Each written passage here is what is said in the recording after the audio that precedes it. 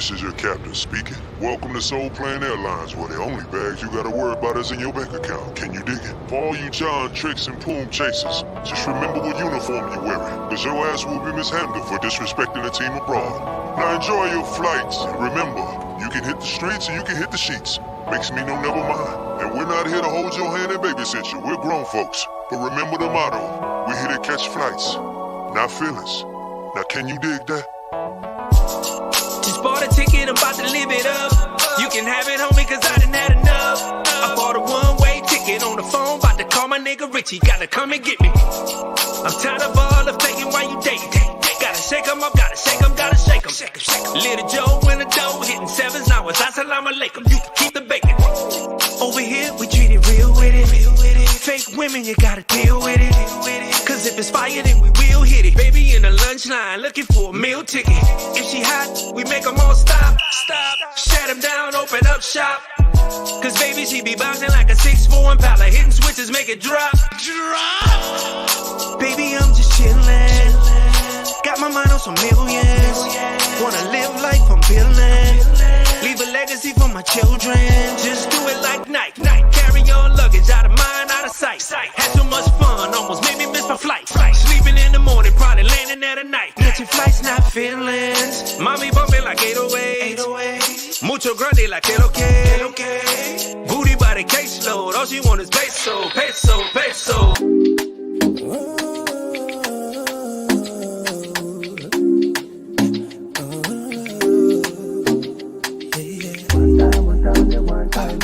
Can't get enough of your loving. One time, can't get enough of your loving. I'm addicted, baby, I'm addicted. Addicted, really, I'm addicted. I'm addicted. Nasema I'm addicted. I'm addicted, baby, I'm addicted. Nami ushaniteka janani. I wanna lick with taste of God honey. Ujana mitwende sote kizani. Kama arata rungwa twachani. Nami siwezi toka cause I'm in. Body fine smooth tender like margarine.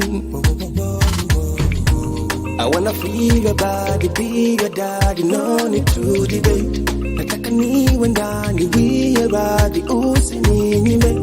I like it slow and naughty, girl, you got me screwed, you came away. Oh, I'm addicted, baby, I'm addicted. Addicted, really, I'm addicted. I'm addicted, nasema I'm addicted. I'm addicted, baby, I'm addicted. Oh my, kutoka na beya na bala. Napiga vile napiga kinyanga. Siyo madakiga bali masa. I'm gonna do everything it was to please my love. See you mwingine juu yako, baby take it easy now. One time, yeah. Can't get enough of your loving. One time, yeah. Can't get enough of your loving. One time, yeah. Can't get enough of your loving. One time, yeah. Can't get enough of your loving. Tired of fighting with your girl? Tired of dealing with the same stuck-up women when you go out in the States? Tired of these fake-ass IG models begging for cash apps? Fellas, I'm here to tell you, you don't have to settle. The women in Pattaya outnumber the men 20-1 out here. No matter your age, your race, your height, or even your weight, they don't discriminate. They don't discriminate. Think I'm lying? Zoom to Thailand with your man Richie Mack, the Travel OG. Make sure to like and subscribe to all my videos. You got questions? No problem.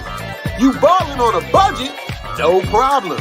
You scared of rejection? No problem. It's impossible to fail here. Follow me on my journey as I show you why you don't have to settle. And join the family of Zoom to Thailand. Your life will never be the same. Yeah. What up, y'all? What's going on, man? It's Richie Mack, the Travel OG, and we got a special guest in the building today. Have no fear.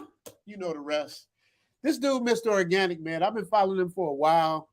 I love his interviews, man. I like the first time I seen him was on Fresh and Fit, man, and he was just like handling it himself and funny as shit, man. But laying down like real shit, real facts, real things, man. I never had a chance to meet the brother in person. This is my first time with him. I want to give him his flowers. We're going to talk about everything from his career and everything that's been going on with him. I'm going to let you guys tap in and say what you guys want to say, ask some questions. Let's keep it cool and respectful. But Mr. Organic say he's ready for the smoke too, so he's good for any of that, man. But you know how we do it. We do it all in fun and love. So without further ado, and that's another thing, I got to give a shout out to MTR, Mediocre Tutorials and Reviews. I know I stole that from you. I'm giving you your props. So when I say without further ado, you know I'm talking about Mediocre Tutorials and Reviews. But now let's bring him up. The man, the legend, the Lamborghini driving, rapping, attacking with the Excalibur, Mr.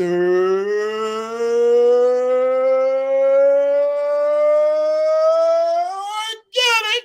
Have no fear.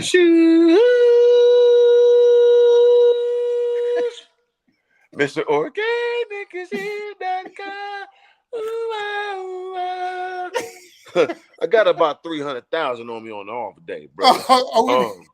I'm keeping it pure, prophetic, positive, and wishing progression and blessings to all, man, that deserve it. Everybody else, hey, die slow. I want you to see this greatness before you go. Hey, that right there is worth the price of admission right there for Mr. Organic. Man, let me tell you something, bro. I'm going to give you your props right now and let you know, man. It's like, dude, your interview style is crazy, man. I watched you on No Jumper. I watched you on Fresh and Fit. I watched you do your thing, man. It's just, to me, I grew up in L.A. I know street when I see it. I know real when I see it, man. Right. I think everything that you say, what you preach, you believe in 1,000%, and you stand on it. And that's what I love about you, man. So how you doing, bro? What's going on out there in Cali? Man, you know, I'm just in Malibu right now. I'm looking at the ocean currently, sitting in the Emperor throne. Man, I'm just appreciative of life, you know what I'm saying? So to be a person that originally grew up in Southeast San Diego, you know, in a poor neighborhood, to now go full circle at 40 years old, sitting in a mansion in Malibu with everything I dreamt of and then some. It's so surreal, you know what I mean? I'm living the superhero life I dreamt of as a kid that I watched on TV. I'm living like Black Batman with a little more swag, a little more viciousness up in him. You hear me? I love it. I love it. Well, April 12th is your 5-year anniversary on YouTube, man. Yeah, man. Tell me about your journey, how you got there, man. 5 years, man. Well, tell me about your journey. Man, 5 years. It went so fast. It felt longer, but it feels short too at the same time. It's hard. I feel like I was in Quantum Leap, like I'm in another nigga body. You remember that TV show? It's like I'm in another nigga body. You was on it? Yeah, I did an episode in there with Eric LaSalle. Yep. Come on, bud. So you know, it feels like I'm in somebody else's body and trying to make them. It's just weird, but yeah, when we started, bro, me and my dog Slim, I never forget how it all begun because I always been this type of guy. So it's not like all of a sudden I woke up, I'm this energetic energy, thinking I'm all that. No, I've been this way since birth. So I always had a great personality, always was a super athletic guy, always had girls, always could fight. I was just always the same human you see today, but I didn't have a platform for the world to fully understand it. I'm always in confined quarters of regular people or a town like I was in Arizona, I'm in San Diego, I'm in Minnesota, like no one could understand pure greatness before them. So only way I could break out so the world could understand me was getting on YouTube. And my friend, Tall Guy Carve, who's AKA Slim, he came to me like, man, we should do YouTube because he was watching it all the time when he was in prison. And he was like, man, we should do YouTube, bro. And I remember seeing a Netflix documentary on YouTubers and making so much money. And they were just regular Caucasian motherfucker. I'm like, come on, bro. There's no way a nigga like me can't get in front of the camera and goddamn get some millions. And they are like, put me in front of the camera. So I'm like, I was thinking about that. He was like, dog, this is what we're going to do. We can do some car stuff. I'm like, man, I don't care whatever it is. Just put the camera on, bro. We're going to go. So he did a couple vlogs by himself. And then he was like, man, I'm telling you, because I seen it. Because let me back up a little bit. I've been doing music, clothing, rapping for years. You know what I'm saying? I've been YouTube 5 years. I probably was doing that for 5 years before that. And it was going slow. So once I see him do a couple YouTube videos, when he came to me about he was doing it on his own for like the first 4 or 5 videos, I don't recall. And I saw his numbers. Like I could do a music video, get 1,000 views in a few months. Embarrassing, but I kept going. He'd do a review or something about his car, he'd get a 2,000-3,000 views a day. So I'm like, and he don't know what he's doing because I'm in entertainment. I'm trying to break this shit, get into this. He doing it on accident. Like, man, he's like, man, I want me more views. And I'm like, dog, what? I said, man, listen, you get subscribers, you getting views already. You are in the game, bro. He's like, I told you to do it with me. I said, oh, let's go. You know what I'm saying? So then I did a review with him. People going crazy for my personality, it's fit for it. So they're like, man, they love me. So then he was like, man, get your own channel. I'm like, you tall, I'm tall, let's do it together. I could be on your channel, nigga, and just, But he's smart and he real. So he's like, no, dog. He took my phone, made my own channel. I was going by Mr. Organic at this time on my Snapchat and it was doing pretty good. So we just made it for YouTube. I wanted to do like gun reviews. So the whole thing for me was to play is we could do stuff white people doing, but doing it in the nigga, urban fashion. So he was doing car reviews. I was going to do the gun stuff and teach, inner city people how to really get their license to carry and do it the right way. Just not be on the gun like, no, I'm telling you how to get it, how to use it, to know the laws. A cool way, but still be a nigga with it. It was going to be cold. And he was doing the car stuff. But every time I'm in the video with him, they was going crazy about the cars and us together. So we just, all right, we're going to do the car stuff. We both going to vlog it up. And then we came from there. And then it just grew, bro. It just took off. Well, that was my next question. Like, when did it like take off? Because nobody just jumps out the gate like no one, that. But I'm gonna tell you like this though, because as you see, even now, I don't have that many followers. I don't have that many views, but I got a whole lot of money. So I always was a natural born hustler. Like if I wasn't playing an athlete, like I wasn't playing no sports, I was in the streets getting money some type of way. I'm gonna get me some. Anybody know me? I don't give a fuck my worst enemy. They're like, that motherfucker know how to get some money and hoard the money. So that's one thing I'm well known for. So once I got on YouTube, my first month I'm making 10,000, double figure thousand because as I'm sitting learning YouTube, I was watching Star. You ever heard of Star, the Star Report? He's on YouTube. Mm-hmm. He used to be on Hot 97 all that. So I used to watch him and he used to get mad donations on live stream. Mm-hmm. So I'm like, damn. So when I was doing my YouTube vlogs, I wouldn't get that many views. But I was like, I got a personality that's for live. And people rather have me talk shit and talk to them and keep me on live, and they'll pay to do that. So I get on live stream, talk shit like I'm not going crazy. I'm making $300-400 a day. So I'm sitting there like, hold on. If I just got on here every day for 30 days and just did $100 a day, that's $3,000. I pay for my crib, I pay for my car. That's better than my job. Oh no, it's on. So then I get paid for my views. I'm going live every day, and I got merchandise. It was on. So I'm going live, making $300-400 a day, getting my view money, selling my merchandise. First month, I'm making double figure thousands off the rip. It was on for me. I never cared about views. Of course, I want to interact with my people. I want the money. And I was getting money from the seed. So I was rich from day first month in, bro. Damn. So, but there wasn't a place where you just where it just like took off. Took it off to the level how I'm living now from YouTube. Basically, I put it like this. We was already doing reviews. Then we start getting enough money from everything we're doing to buy their own cars. But what took it to the level I'm living now is when I moved to LA. You know what I'm saying? But I was already looking good and doing good when I was in Minneapolis. I'm doing no one doing on YouTube. By the time when I start getting my Corvettes and Hellcats, I'm going out downtown getting girls for real, taking them home, fucking them for real. This ain't no pranks. This ain't no gold digger prank. No, I'm really that nigga before YouTube. I'm already getting in clubs free, parking my car up front anyway. So once I start blogging, like they call my King of Town vlogs. You could go to King of Downtown, check out those old vlogs. That's all 1,000,000,000% real. Me taking 2-3 girls home from the club, just meeting them, all that. I've been that guy. So that's what I'm saying. Like I was getting so much money because my vlogs weren't doing so good, but nobody was doing no grown man shit on YouTube. It was all kiddie pranks and all that fake shit. So people would love me so much. When I get on live stream, they like, man, I'm like telling them, hey, I don't get money from views, so y'all want me to keep doing what I'm doing. Y'all about to donate. And I was booming. But when I moved to LA, that's when it went to another level because then people think they see it. You know, perception is everything. So once I moved to LA, I'm downtown. I got the Corvette. I got the Hellcat. I'm living 30 floors up over the Staples Center. Then my views start clocking. I start doing double figure thousands, 50,000, 100,000 views. So once I moved to LA, it took that big leap of faith, which was extra scary because I'm in Minneapolis. I'm paying $1,800 a month. I'm downtown, 32nd floor, big patio, living like a god. Only the Timberwolves NBA players live in my building. I come to LA, I pay $5,000 a month for the same type of building. That's a different type of understanding. You know what I'm saying? So that what took me to the next level, moving to LA, bro. Mm-hmm. And then it just started bubbling from there. It started bubbling there because then my business acumen went to a whole nother echelon. My first month here, I got 2 partnerships that paid for my car and my apartment. The first 2 months here, it was just like rapid fire. They got it here in LA. I get a partnership here, sponsorship here, shout outs here, but it was just too much money too quick because LA, they understand the guy, and it's only one. They need me way more than I need him. They need the God. So yeah, I blessed the people when I came to LA, and it took me to another level. When I came to LA, it was on. That's what it was. But you seen LA. Like I grew up in it. Like you just fit perfect in LA. Yeah. You know what I mean? I'm a big like, that should be home. Yeah. It's like it's nothing for me, bro. Because like I said, when everywhere I was at, I was a big ass shark, a killer, like a great white shark in a lake.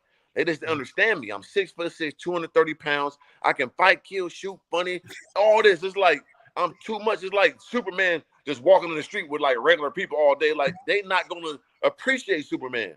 If Superman just walked around and wasn't Clark Kent, they wouldn't respect him when he put the suit on. So like me, I'm walking around with my Mr. Organic suit on all the time around regular people. They didn't appreciate the greatness. LA saw the Superman motherfucker like we get it. So I blended in great. And I thought like if I came here, it's gonna be more of me. I'm still the only one. So it made it easier for me because they get it, and I can't be fucked with out here either. I'm just him. That really showed me like I'm that. It's undisputed. Who, where, compare what? No, and everybody ain't got all these attributes in one human, and everybody ain't been that nigga their whole life. These niggas needed money. I was already in shape. Already had every city I was in. 3rd grade, the baddest girls give me their ants on the log, bring me their graham crackers, them little Valentine's Day cards like this. Since I was always him. So like. Ain't nobody was like that their whole life. So I'm cheating now. It's unfair. I don't know. You got the cheat code. Boy, I am a walking cheat code. Like I'm really a GTA cheat code nigga. Like Contra, up down. I'm that, bro. Like for real though. Like literally, brother. It's too much. Hey, I gotta tell you about Organic. Like before we came on, it was my first time talking to him, and I was like, man, we keep shit positive, ain't gonna be no goofy shit. He's like, man, bring the smoke. He's like, dude, I don't care. He's like, it is what it is. This is who I am. It ain't what no they fake gonna shit. do. It ain't no turn off shit. It's like he's really about that life. And hey, I give it to him all day long. Okay, so I got another question for you. I got another question for you. So, and you corrected me too. I forgive me, Mr. Organic. I called it a Ferrari. It's all good because I had a Ferrari, but it's okay. Go ahead. He corrected me and told me the Lamborghini. So I got to make sure there's a difference. Anybody knows there's a big ass difference. Yeah, they actually arch nemesis. And I've been watching him. Like before I do interviews, I study my guests coming up, and I seen he got these nice ass rims for his shit, man. Did you get them things put on yet? Because I saw you posing with them. They get put on. Damn, today Monday. I'm forgetting. I forgot to even go up there today. They're supposed to get put on today. I didn't even go. I'm too busy. But yeah, so you slipping. You slipping. Today is Monday, right? Yeah, for you. It's Tuesday for me. Oh, Tuesday for you. But yeah, they supposed to went to my shop. No, so they ain't got put on yet. So I guess I get them put on Wednesday. I got a little more time. I got to do some stuff on my other car. So yeah, they get put on Wednesday. Shout out to my guys at Forgiato. They're my partners. I've been partnered with them since I've been here. Like no one has partnership with Forgiato in the world. Only like me and my dog Slim and like Travis Scott. Like they don't do that. So that speaks volumes of our brand. But yeah, my Lamborghini Urus, brand new off the showroom floor, $340,000. You know, I got the custom roof in that motherfucker, and I got the custom Forgiatos they're gonna get put on tomorrow. That's what I was gonna ask you. I was gonna ask you how you get your big ass in a fucking them cars is little on the inside. Yeah. I mean, like I tell her, because every time somebody see me get out my Lamborghini, Ferrari, Corvette, whatever it was, they're like, how did you get your big ass in that? I tell them, man, I'm a big nigga, like literally no homo sapien. I've been sliding in and out of little shit my whole life. You know what I'm saying? So I've been accustomed to this. I tell them I'm going to take my time. I tell them relax. Got to relax now because it's coming. And I slide in smooth, brother. I've been doing it my whole life. It's nothing. You know what I'm saying? There it is. All right, well, let me ask you the next question about the Lambo. Okay. So, when you get in the Lambo and you turn on the music, besides Mr. Organic, what music do you listen to when you rocking in the Lambo? Currently, I'm listening to. I like Lil Durk. I like Money Man. I like Future. I like Rick Ross. Right now I'm liking ESTG. I'm liking his music. Yeah, I'm heavy influenced by like dope rap, but on top of that too, I ain't gonna lie, I like oldies. You know what I'm saying? Like the Temptations, all that old school dope shit. But on top of that, too, on a sneaky little flizzle, what I be doing too that really enthused me. Besides, and one more. I like old white man mode music. Eye of the Tigers, Never Ending Story theme songs. Like I like that real old white man shit. And them niggas, them songs type hard, like on a sneak. They got bars. Like you really listen to them, like they going. You know what I'm saying? Like you really listen to Eye of the Tiger, you like, hold on, this nigga snapping. Like, you know what I mean? I like Never Ending Story. Like my favorite movie. I listen to that. Like I listen to old white man mode music. Man, that shit be going in. Then the thing I've been on the last 2 weeks. I've been on a sense of enlightenment, so I listen to different quotes from like Aristotle, Da Vinci, Benjamin Franklin, Leonidas. I listen to all the old quotes of the ancients and just ride to that and get some understanding of motivation and sense of one. Right, but that's what makes you so dope because people can say, "Oh, you talk about cars and jewelry all the time," but you're not a one-dimensional dude, bro. Nah, man. People can play that. They can think that if they think shallow, they can play that game, but you got so many different levels that you haven't even got to yet, bro. I believe you got so much more to do. You just at the beginning of what you're gonna do. I appreciate that. Super chat for real talk. Club Phyllis, my man from England, says, "Big up Zoom Thailand, great interview. Stay blessed." Yeah, man, I was really excited about getting our interview. We pumping it through. You know what I'm saying? Sir. We pumping it through for Club Phyllis, yes sir. Yeah, love to see. Yes, sir. Rank Inc. TV, $5 say this is a super powerful meeting. Bless up. Yes, it is, man. I knew when I had this dude, I was going to have a good meeting. It's never a dull moment with Mr. Organic at all. Never. So I know you said that the music and all that stuff and the stuff that you read, like, is there anybody on YouTube that inspires you besides your boy you came up with? Who are your shout out top to my guy, Tall Guy Car Reviews. But like I said, in the beginning, all I used to do is listen to the guy Star Report. That's the person I used to watch all the time that taught me how to, get on live stream. I always like his unbiased opinion. I should listen to him when he was on Hot 97. Star, the one I used to watch and listen to the most. Like I still listen to him every night. I also like currently too. I like Sub-Zero DVD. I like his shit. He's funny as hell. I used to watch his DVDs when I was younger, but now he do like a live podcast. That shit be funny as hell, but it be real shit in there too. And then on top of that, I watch all the shit like the Vlad interviews, the Say Cheeses, and all that type of stuff too. I'm into that. But like individual YouTubers, I mean, I really don't. I still love my guy Omi, but any black YouTuber that's doing this shit, I give them love, especially from the urban side. That's being real as grown-ups. You know what I'm saying? Because me and my dog Slim was the first dudes I seen that was adults doing adult content and not being pranks and doing fake shit. We infiltrated that and showed people it's a new way to get into YouTube and finance this shit. So anybody that's doing that, fuck with them. Like Omi and the Hellcat, CJ on 32s, even Bandman Kevos, all those guys that my dog Life with Corey, DDG, like I see any urban YouTuber that's doing it big and they type B in themselves, I rock with it. What about that Zoom to Thailand? What about that Zoom to my nigga? This is my first time seeing it, but I done seen you in passing because I know you out there in Thailand. I know what's going on with them women, brother. And I go out there, I probably have 1,000 kids because I know what they do to me. They goddamn peel the skin off me, brother. I got to come to Thailand. I know what's gonna happen. I know what you're doing out there, buddy. I know you're living a great life. They worship black men. I go out that motherfucker. I be Godzilla, and damn right, I'm gonna burn the whole city down, nigga. I need to pay him. I know what you're doing. I like Asian women too. So I listen, brother. I get it. You know what I'm saying? Me and my homeboy used to be in 7th grade. I'm gonna tell you some funny shit though, like real shit. My Anatomy of a Fighter. That's one of my best friends since 7th grade. He got a Code MMA channel, the biggest and best in the game. He's on Joe Rogan and all that. Will Harris, Anatomy of a Fighter. We used to be in 7th grade. We used to look at our newspaper and see when it's like an Asian convention at this college. We used to go there and try to get little Asian grown women like when so I know the Asian motherfucking understanding, brother. Boy, I know you. But yeah. So I need to watch it more because I know what's going on out there, brother. I need to make a visit. Hey, Organic, I'm gonna tell you, I know you like to say you slinging Excalibur and all of that. You ain't got enough. You ain't got enough. I know. Of what they got out here. I already know. You out. I already know. I know, brother. It'd be too much. You know what I'm saying? I see they be cooking for niggas and all that. You know, they have to do fried chicken. I seen all that they be doing to take care of nigga good, man. You know what I'm saying? They take care of good, bro. You look tired, bro. Look tired now, bro. Yo, I ain't doing pre-workout some shit. No, that's my next question. What's your passport game like? A lot of brothers don't get passports. Like, bro, like only went to Dominican Republic, right? Only went out of the country one time. Because, like I said, I'm 40 years old. 35 years of my life, I'm grinding to get success. I was an insomniac. I couldn't sleep because I'm like, I can't be regular. Like, I know God that make me this ferocious to be a normal nigga. I can't. So I've been chasing this greatness my whole life, right?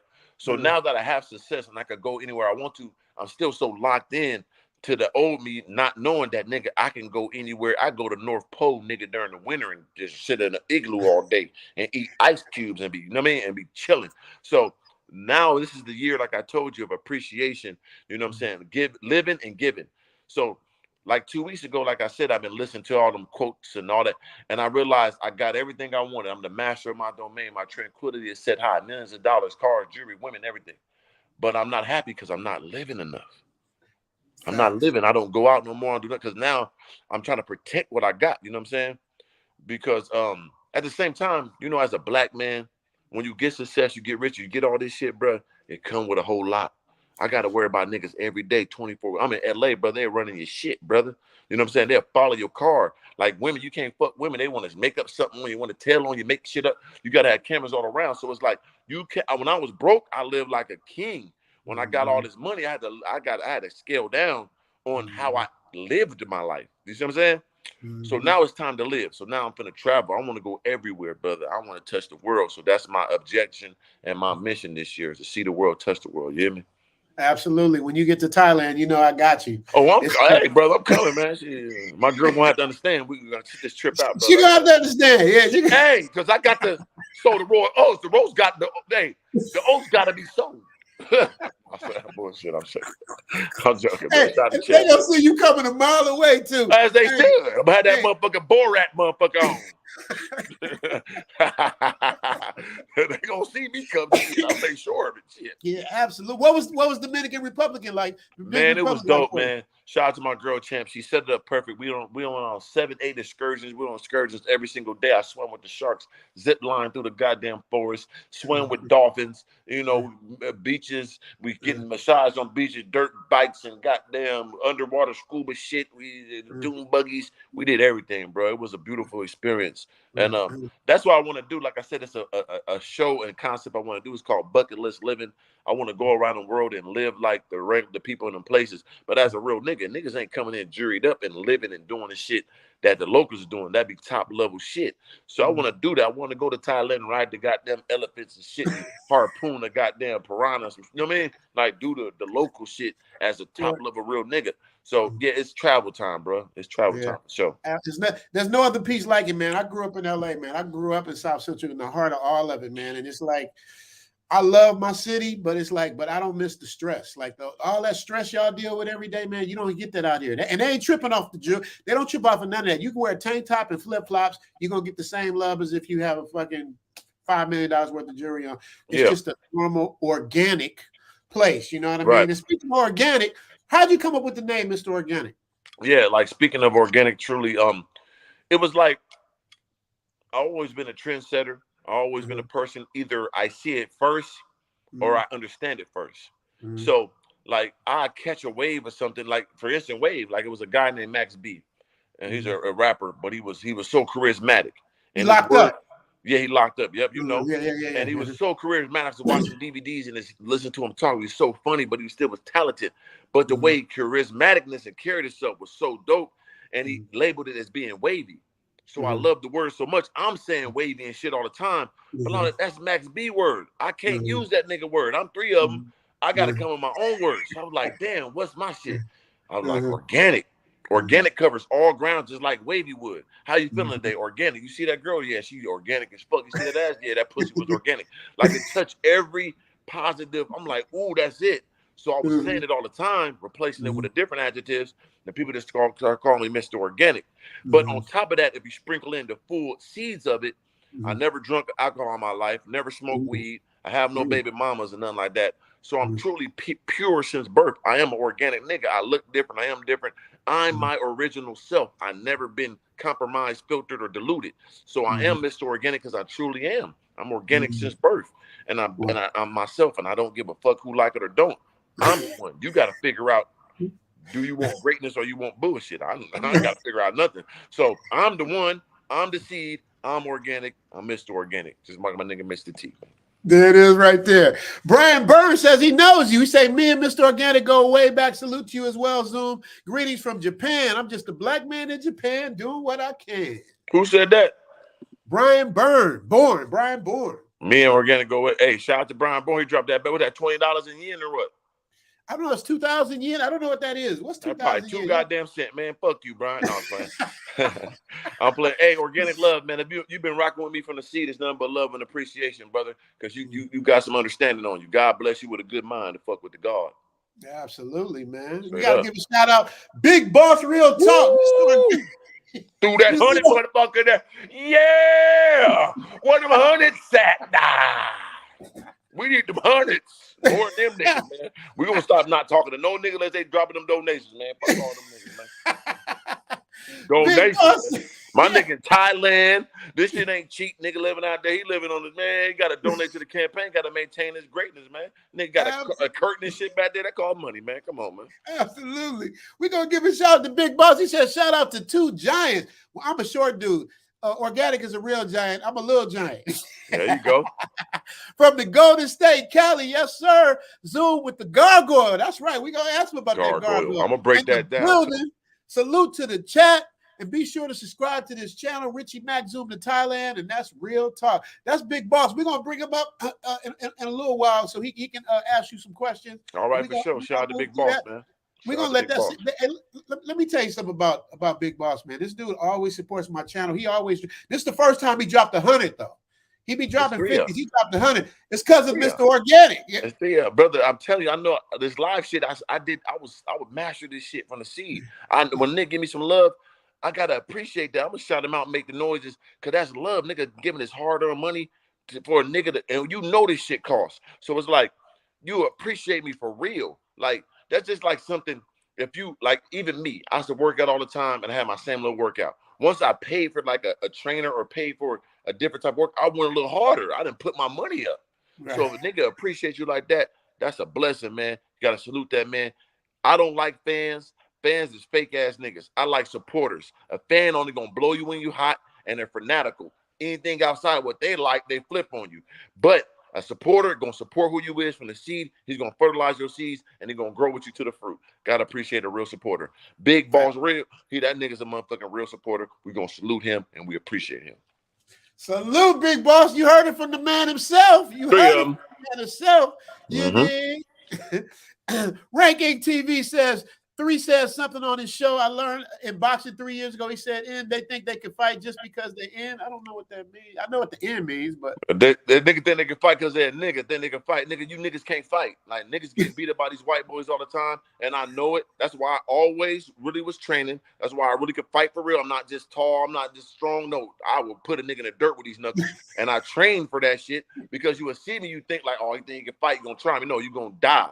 So like. Nigga be thinking they tough because they can fight. No, you better have you fought. How many fights you had in? Let me see how you fight. You gonna see them hands go up and how they fly out them shoulders. Oh, you can't fight. Niggas can't fight, man. So I don't. You know what I'm saying, he know what I'm talking about. Like I don't look at nobody like they big, small. I don't underestimate no white, black. I'm gonna treat everybody serious. I'm gonna get their ass up out of there quick, whatever it takes to. I can fight, but I sneaky hit you with a monkey wrench, shoot you, whatever. Leave me alone. I ain't gonna pay for there. I only give fair fights to friends and family and kids if you lucky. Anything outside of that, bitch, you boy, you better pray. I'm gonna get you up. I hit you with a machete, anything, nigga. I put poison in your shit. Hey, I put some rat poison in nigga shit, everything before you talk crazy to me and get his motherfucker ass. I'm gonna do whatever, nigga. What you talking about? Leave me alone, shit. Hey, Organic, let me ask you a question. Yeah. I'm serious. I'm not joking. I'm being serious. Have you ever thought about doing stand-up, dude? Because I'm telling you, man. Listen, bro. I'm going to tell you some shit about it. Because I always was the funniest guy in my high school. Everybody voted me the most likely to be succeed, funniest guy.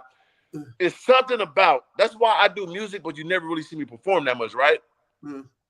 It feels like I'm just a superior being. It's like I'm trying to make you laugh, nigga. Like I gotta stand up here and entertain. I'm a gesture. You know what I'm saying? I'm ignorant, bro. Cause you see what I'm saying? Like I gotta make you laugh, nigga. I'm the nigga. Like nigga, what? Like well, I stand up here and kiss your ass. Like, hey, want to see across the road? You don't laugh. I'm looking dumb. No, my nigga. No, sir. So I ain't got time to make no niggas laugh. I'm a funny nigga. You just get it how you get it. And like Yeah, even like performing, like I be looking at it be nigga like Rick Ross performing at a kid's Sweet 16 and all that, like you a toy, like Richard Pryor toy. Oh, I can't. I don't like that shit, dog. I ain't gonna lie to you, bro. I guess I'm crazy. So like, I would do like movies and some shit like that, but stand up, it's a bag. But I ain't trying to please you, fuck niggas. I might go out there on some doing some aggressive shit, like nigga. I ain't trying to make you fuck niggas laugh. Like y'all see what's going on here, absorb the greatness. You hear me? Like I ain't kissing nobody ass, man. Can't do it, bro. You know what's funny? You know what's funny about that? Like, you know, I did movies like Hollywood Shuffle and all these different with all these comedians and worked with Jamie Foxx and all these people, man. But I'm telling you, man, the reason why I've never done stand up because I'm fucking petrified. That shit I'm different. scared. That I'm shit scared, huh? That shit tough, yeah. Yeah, because if people don't laugh, I take it personal. That's what I'm saying. I want to go ahead and let's go out. Who ain't come here, bro? Come out in the back. Slap the fuck at you. You know what I'm saying? But I get it, and I always been a super funny guy. You know what I'm saying? And I got good. And I studied. I'm telling you, like, think about me. I studied the greats. I studied Eddie Murphy. I studied Martin. Nigga, I know you gotta tell a story with it. That's why I can tell a story, nigga, like a god, better than most, because I studied the best. I know that. I know what's funny. I know how to get serious and switch it up. I know this shit just by studying the best. So I could do it, but it's like I don't want to kiss nobody ass, man. I come over $2 million in jury. Fuck, I gotta make you laugh, folks, nigga. Pulling up in a Rari, like, man, come on. Peasants, and that's the word we use, organic peasants. Yeah, but and even with the peasant talk, it's like I never direct my peasant talk to my people that fuck with me, and I hate when people. But like you call everybody peasant, brother. Like, why would I talk to somebody that fuck with me and call a peasant? But now, if you trolling or you trying to talk down on me, of course you're a peasant. How can you ever contradict this greatness? You got to be a foolish ass, hungry, gruel eating peasant, digging in the rocks and getting some motherfucking gravel, eating it, subduing it like it's a crumb when it's really dirt, eating that nigga peasant dog. So it's like, yeah, they peasants. But the real ones we rocking, I ain't gonna never disrespect my people. I wouldn't be here without them. But anybody outside of that threshold that ever try to downgrade me, say anything bullshit to me, pure peasant, you're gonna die slow. I'm gonna continue to grow to God. And that was the question I was gonna ask you too, man. It's like, you know, now that my channel is kind of getting a little bit bigger, man. Of course, I ain't nowhere near you, but the haters are slowly starting to slither in a little bit. And it's not bad because I literally, like, most of my people are all supporting, man. You can look at when you get a chance, you really need to check out Zoom to Thailand. You're gonna fuck with me. I'm gonna fuck with it. I'm gonna subscribe right now. I get all this. Yeah, your boy getting it in, but most of it is positive. But you got a couple, like one or two. But I know the scale of hate you get because almost I'm not comparing you to Muhammad Ali. I'm just making that clear. I'm not comparing, but I'm saying in the braggadocious form, yes, you got that thing, and they hated on Muhammad Ali for that. For being braggadocious, being confident in who he was and what he's doing. Right. I believe the shit you say, you back up everything that you say and believe everything that you say. Now, people going there, well, he don't really have that house or whatever the fuck it is. The bottom line is you in that motherfucker. Right. The bottom line is you doing your thing. And ain't like you go there and film some shit and then leave. Like, wasn't MTV Cribs? You know, they used to be faking it. Yeah. I can't listen. You can't fake this lifestyle for this long. You hear what I'm saying? So, like I always tell people, I wrote books, man, and I explain to it. You want to have your perception through the level. You're making $1 million, you want to like you make 10. You make 10, you want to like you make 100. You make 100, you want to like you make $1 billion. That's how you go up the scale to get it. You know what I'm saying? So, for instance, I don't have to entail every little attribute of what I do because everybody's business is not everybody's business. So if I tell you something, it's for a certain reason. I don't have to explain every fucking giblet. If I tell you it's lease to own, it's lease to own. If you look it up, it's called $15,000 a month. Could you ever in your fucking life afford this? So what are we talking about? Right. So you're just trying to explain to me and tell me I'm paying more because it's cheaper to own to lease something. It's cheaper to own something in the house wise. You pay less money. So like, what are we talking about? Do I got to entail all my financial? I'm saying, but if you pay attention, I said when I first came to the house, this is what I'm gonna do. Then I said I got the deal of a lifetime. I don't want to keep going to detail with shit. We got taxes and IRA. We got to be smart around this motherfucker, man. I'm a black rich nigga. I gotta know what's smart for me and my taxes in my life and longevity. I know what the fuck I'm doing. So like people take you covering your own ass or making sure you on point because you thinking 2 steps ahead. Are you trying to deceive them? Why I'm going to deceive you, man, that I'm rich? Don't matter. This is $15,000 a month. I got to pay for lights. I got to pay for security. I got to pay for the gardener. I got to pay. That's over $20,000 a month just in the house. We ain't even going to get to the cars. So, like, what are we talking about? You see what I'm saying? There is no human on this earth that's touching that type of understanding that's broke or doing something wrong. Like, what are we talking about? You know what I'm saying? Right. So that's one thing. Now, when it comes to hate, I'm glad you said that about Muhammad Ali, because I got a song called Respect the Money. It's a quote of his. He said this, and I of course I monitored Ali and I took a lot of his understandings. But he said, we gotta have those fancy cars. We gotta have those big houses. We gotta line them up. Gotta have the Rolls Royces. Because where we from, if they don't see that, they think you're broke. They're not gonna believe you. You have to have these things so they can believe you. You gotta have confidence. You gotta say you're gonna knock a nigga out. You got to, or they ain't gonna watch you. That come with this greatness. You gotta put it all on the line to get it all down the line. That's the game we play when we from the inner city. When we from the bottom, we get anywhere up. We got to pile it up to keep going up. We can't stay like this. They ain't going to let us go up no more. We try to be kosher. I'm just going to be suit and tie. I'm going to own me some homes, sleep in the basement, get $3. Nigga, we can't live like that. Nigga, I got to go get it. They got to understand what's going on. I got to raise the price on these niggas. You see me paying $20,000 a month. I got 5 supercars. You got to pay me motherfucking $15,000 a month for a shout out. You got to pay me 20. Nigga, look what you getting, nigga. Come on, it's business. But I can't give everybody the game, but they don't understand. Only the real get it. So like people can't understand that, and that's fine. I don't care. Now, the unnecessary hate, and it comes from our own community. We've been doing that since the beginning of time. We've been programmed to eat and hate each other. It makes no sense, sir. I come from the inner city. I came from Southeast San Diego, right? I'm saying I came from that inner city, WIC, Section 8, welfare, projects, all that. Then I moved to a small town in Illinois called Carmerdale. So in like 15,000 people. And I lived in the projects there in a small town. So how poor is that? You tell me that got to be $50 a month for a project in a town on 5th town. You know what I'm saying? So how poor is that? One step away from being homeless? If you're in a project in a small ass town? So I'm a nigga that came from all that, stood the test of time, been in the street shootings, robbing, all that shit. All praise the Most High, never got locked up, never got shot or hurt. Made it through all that. 35 years later, still had the endurance, confidence to go through this and that and withdraw myself from the streets and go to a regular life. And then 35 years in, I finally found my way of success. I climbed out of basement. I sleeping in the basement for 6 years with an old lady living above me, and I still have my confidence. Then I found my outlet, and I made it out.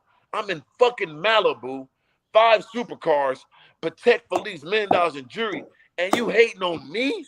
I'm a nigga that don't drink alcohol. I don't smoke weed. I don't have no baby mamas. How the fuck is you mad at me because I got money and I love myself and I didn't give up from the fucking responsibilities of the world to pull me down, and I fought that off as a black man in the inner city? How dare you hate me, man? What have I done besides be myself? And I made it, and I'm telling you how to do it. I'm writing books. I'm showing you every day. I'm blogging every day. This is what you do, guys. Boom, boom. I'm telling you the game. I'm giving niggas another way. We ain't got to play sports. We ain't got to rap. I done make my money from that shit. I made it from this. I made myself a brand. I'm influencing. Anybody can do this. Everybody can't be 6'6", 230. Everybody ain't got to have no killer instinct. I can't give you that.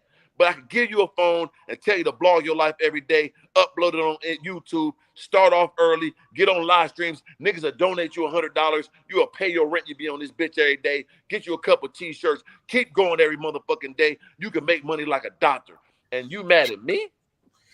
Come on, man. Come on, man. Y'all better soak up this game. Y'all better soak this up. He just spit real fire, man. Y'all better take it, because I feel the same way. It's like, dude, I'm out here in Thailand. I'm out here in Thailand trying to show people a better life, not to settle for the bullshit we settle for back home. Dude, live your life, be happy, stress-free, and I still get hated on. And it's just like it's programmed with slavery, man. That's just all I can come up with. It is, though, and it's a shame. And then, like, even people from the outside looking, and I said all to say this. I come from this and that, right? Now, if a motherfucker give me some money to shout out, like I see people, you promote a gambling site. Nigga, that's a gambling site. Niggas is making billions gambling anyway. They gonna pay me $15,000, $20,000 a month to say this motherfucking thing, and you gamble, use they shit. If you don't, then don't fucking gamble. But if you do, go here. I'm not telling you to do nothing. Don't do it if you don't do it. You hear me? Right. If you gamble, then gamble. Go here. If you don't, then fucking don't. Like, what is the I'm not forcing you to do. What's wrong with that? You try to tear a nigga down, but take care of his family by saying you could. If you do it, go here. If you don't, then don't. What the fuck? It's crazy, bro. How is that a bad thing? It's called being a spokesman. You know what I'm saying? When Billy D. Williams did the Split Small Liquor Bull. Sugar kill more motherfuckers in the world than anything, man. You drink them sodas, that shit gonna kill you. Around the world in certain countries, Pepsi and Coke is the most deadliest thing. Motherfuckers is addicted to that shit like crack. I think it might be out there too. I know like certain parts of Mexico, it's like Coca-Cola is a real problem. No one get mad when nobody saying about no Coca-Cola. You know what I'm saying? Like, what are we talking about, man? I'm not telling niggas smoke crack. I don't even endorse no weed company because I don't smoke weed. I don't endorse no alcohol companies. You know how many niggas want to have a Mr. Organic dispensary or strain with my beard on it and have my face up there? I turned down millions of dollars for that. You know what I'm saying? So like, hey, organic, that would kind of be fired off. I done turned down millions, brother, because of my integrity. So if motherfucker can't get it, fuck them. I don't really care. I'm gonna do me how I want to do it. And if I want to turn around and say, if I want to do some weed shit, I can. Fuck you. Who gonna do something about it? You ain't got to. Hey, I'm gonna do whatever I want, how I want, nigga. Absolutely. I came from the bottom, and I ain't never going back. Get it in blood. It is. Hey, Scully Mack, my boy Scully Mack tapping in. Always my dog Rich. Can you tell us his end game? Where does he want to end up? That's a good question. Man, end game billionaire, man. Billionaire, everybody around me millionaires. That's simple, man. Billionaire before buried 3 Bs was my old moniker. I gotta touch me a hot billion. I'm gonna get it before I'm hit 50, man. That's it, billion. I done done it all, man. Had every dream car, had ×3, had the biggest house I ever wanted in Malibu over the fucking, man. I could think I'm looking at the ocean. Like I did all that shit. Every gun I ever wanted, every piece of jewelry, my dream watch. I done had it all, brother. Every woman, I've been had all that. I'm tired of that. That was the easiest thing. When I was the brokest, I had the most pussy, all the different assortments. Ben did that. That's the easiest thing to me, man. So that's nothing. So now it's time to get this money and then teach my people how to get it too. I need to fully understand this shit. Once I get $1 billion, I know I can teach people how to get millions. So that's my mission. End game, billionaire. Billionaire before buried. The God. What's your spiritual like? I'm organic, man. Like I tap into all. I listen and pay attention to all of them. Of course, it's resonated with through Christianity, of course, you know, but overall, I pay attention to everything. Everything got the same story, got a different little giblets in there.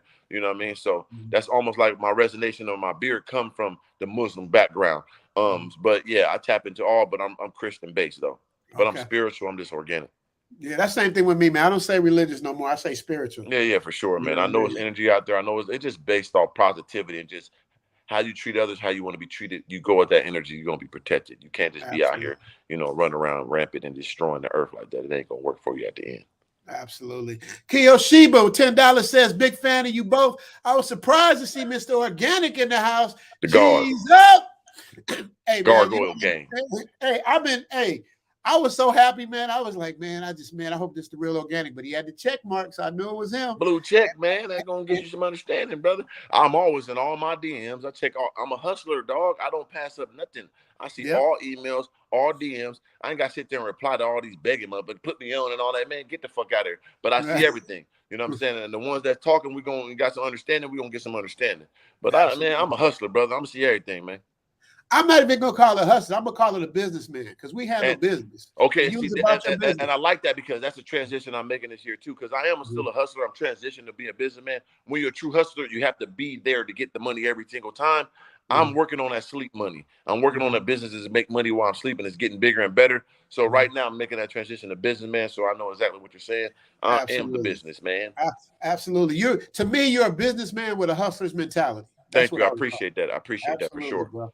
Brisket Biscuit, one of the funny comment people in here, says, Organic, please stop using the N-word. I'm friends with the Fresh Prince, and I might have to send him over. Will Smith can fight. I'll beat the shit out of Will. No, I don't listen. Let me tell you something. My nigga. I'm not into black on black crime, but ain't no nigga in this world I ever met could whoop me. So shout out to Will Smith. If he'd have shot me, he would have slapped me. I probably shot him back his head, to tell you the truth. Ain't no nigga ever smacking me like that and living. Like, I think, who said that? Goddamn Charlie Murphy. Like, niggas to die over and smack them duels. Like, you dueling niggas. Nigga, somebody got to go. So a nigga to smack me like that, it would have been no Oscars. It'd have been Taliban in that motherfucker. I'd have pulled out the chopper from the back. I'd keep it with me. I'd have knocked everybody. Jada would have got it. Everybody would have got them upside down. Their feet would have been up like the Wicked Witch of the West and the fucking Wizard of Oz would have fucked with me. Is you stupid? Nigga walked away like that too. I'd have 2-foot ninja gated and goddamn Jackie Chan kicked that nigga in the square of his back with a broke his fucking neck. That kick would be, I'd have put my knees on my chest with the kick, boom, 2 feet, and fell and broke my goddamn hip. Is you crazy? What? Nigga, shut your goddamn ass up, nigga. What? They'd have put me in listen, I'd have been in a psychiatric world, nigga, to slap me. I would have been so crazy. They had to put me in motherfucker with the Joker and Akram, like, nigga slap me, oh my God, on national TV, Oscars, millions of people. If I ain't kill him, I'd have went crazy until I got him. Niggas got to die, bro. Jaden, I'd have found a little ass and choked his fucking neck. Little Willow, I'd have slapped in her bald ass head and ripped her fucking ear off. The grandma bitch, I'd have slapped in her mouth, threw my dick in it, and then like, come on, bro. Everybody would have got it. Organic is the Terminator. Organic is gonna be the next episode of the Terminator. That's gonna be Organic. They did that. They did that nigga Hood Terminator. Ooh, that's a good goddamn script. Yeah, that will be good. The Hood Purge, because a lot of I'm with that, brother. I put all the two-pick a motherfucker back his head and paralyze him. I know all types of moves, brother. I done studied MacGyver. I was on that show too, believe it or not. It's funny. Man, you a cold nigga, boy. You a cold guy, bro. You on some top level shit. Like you on some shit, brother. Hollywood Shuffle, Quantum Leap, MacGyver. Yeah. Couple other things, yeah, man. You know, I had a good run, bro. I can't complain. I've never been on the Fresh Prince of Bel-Air though. I was on In the House with LL Cool J. I did a lot of shit. Oh, In the House, yeah. That one bitch got tight, cracked out. Then she was fine. Then she the daughter. Yeah. I only met her that one time on the show, but yeah, I heard she looked good at one time. Then she was on the goddamn Skid Row type eating goddamn. You know what I'm saying? Yeah. Bless her heart, man. Praying for her. Salute to her. Okay, so look, man, I'm going to bring people up in a minute. Y'all can talk to Organic because I can't take up too much more of his time. I'm going to read off these super chats. We got one more from Keith Jenkins. Keith Jenkins dropping 100. He's like goddamn cop. That cop-ass nigga right there. Hey, that's my man. If he I like cops. Hey, look like niggas is dumb. Fuck the police. Fuck them. They pull your dumb ass over. You wonder why they arrest you. I like police. I tells them. I calls them. Help me. Nigga try to hurt me, I calls the police. Hello, sir. The black motherfucker right there, he did it. Y'all niggas dumb. I like the police. I'm rich, man. Shout out to Keith Jenkins. Hey, brother, Mr. Organic, Jarvis, Dante Rivers, brother. You ever run into me? I like the police. I heard you say on No Jumper, you like, how stupid is that? Motherfuckers do shit to people because I know they ain't gonna tell. Something happened to me, I'm telling. I tells. I'm gonna tell you I'm gonna tell on you, and I'm gonna try to go circle back and finish it, but I'm gonna tell first. Because that's documented. You know, I tell people all the time, when you got your license to carry for a firearm, you gotta, if it's a threat, you gotta let them know. Because if he ever encounter you, you gotta hurt him. He says he's gonna kill me, sir. I fear for my life. I put that tuxedo on, go to court with the bow tie. You know, I'm shaved the beard off and everything, brother. Come there with the Montel Williams shave mouth. Sir, yes, he tried to kill me, him right there. Tear in the eye, get real skinny, get real like I'm, you know what I'm saying, PTSD with the skinny man body. Help me. Yeah, I'm going to do all that, nigga. Shit, you dead. Soon as you be like, they let me go out the court, I'm out there motherfucking jig dance. Got the dumb nigga, killed the dumb ass. No, I'm bullshit. Oh man, I love this. Man, this is one of my favorite interviews, man. I fucking love it. All right, I'm gonna bring up Big Boss. He gonna come up and talk with us a little bit. Big Boss, you ready to shout out to say what you gotta say? If y'all can drop the links, people can come up and talk to Mr. Organic, because have no fear, Mr. Organic is here. Man, nigga gotta hit we're gonna give a shout out to Big Boss. Big Boss. Yo. Yeah, Richie Mack and the Gargoyle. What's up, sir, Mr. Organic? Big gargoyle, man. Let's get some hold on, let me get some understanding why I'm a gargoyle, right? Niggas don't understand, like, as a kid, I used to be up all night. My favorite cartoon was Gargoyles. I'm like, damn, they like me. They come to life at night, and they hard. They got stone, but they got wings, so they fly. Nothing better than a nigga that's flying hard at the same time. You just a tough, dirty, you lame. But if you a fly nigga like boom and then crack a nigga head, if you got to in self-defense, that's a gargoyle. We always on top. They on top of buildings. We winners. And you on top, you got vision. I'm not going to be here forever, but my legacy will, like a statue. I'm immortalized from what I'm giving to this world. I'm a gargoyle, man. And on top of that, we on God's side. God got the gargoyles. The devil got the demons, nigga. And we ready for war. We just as ferocious. 3 of y'all. There it is. Wow. Facts. Fire, what you got for him, Big Boss? Man, I like when he said, I guess it was the Ali quote though, but that shit resonated with my spirit. He said, put it on the line to get it down the line. Yeah. Wow. Be yourself. Man, shout out to you, man. I go through the same thing, you know, much lower level. You know, I'm not a 6-figure nigga. You know, I work. Matter of fact, I do security. After this stream, I'm gonna go to work tonight and edit my next video for tomorrow. Dope. But at the same time, I just started my YouTube channel 6 months ago. Dope.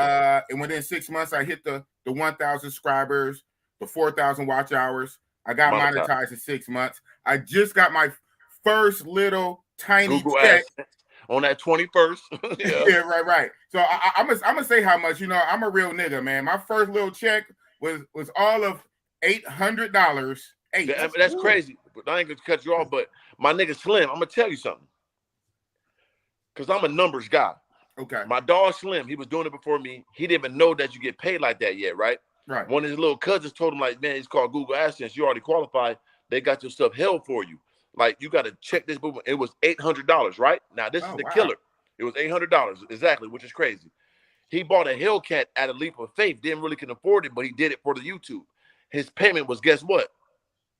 $800. So when I seen that you can afford a $70,000 car by making videos in your first month, I said, nigga, a year down the line, nigga, we making thousands. You got a Hellcat. Nobody got a Hellcat. That bitch 70,000. Niggas can't afford this. You got that bitch for free for making videos.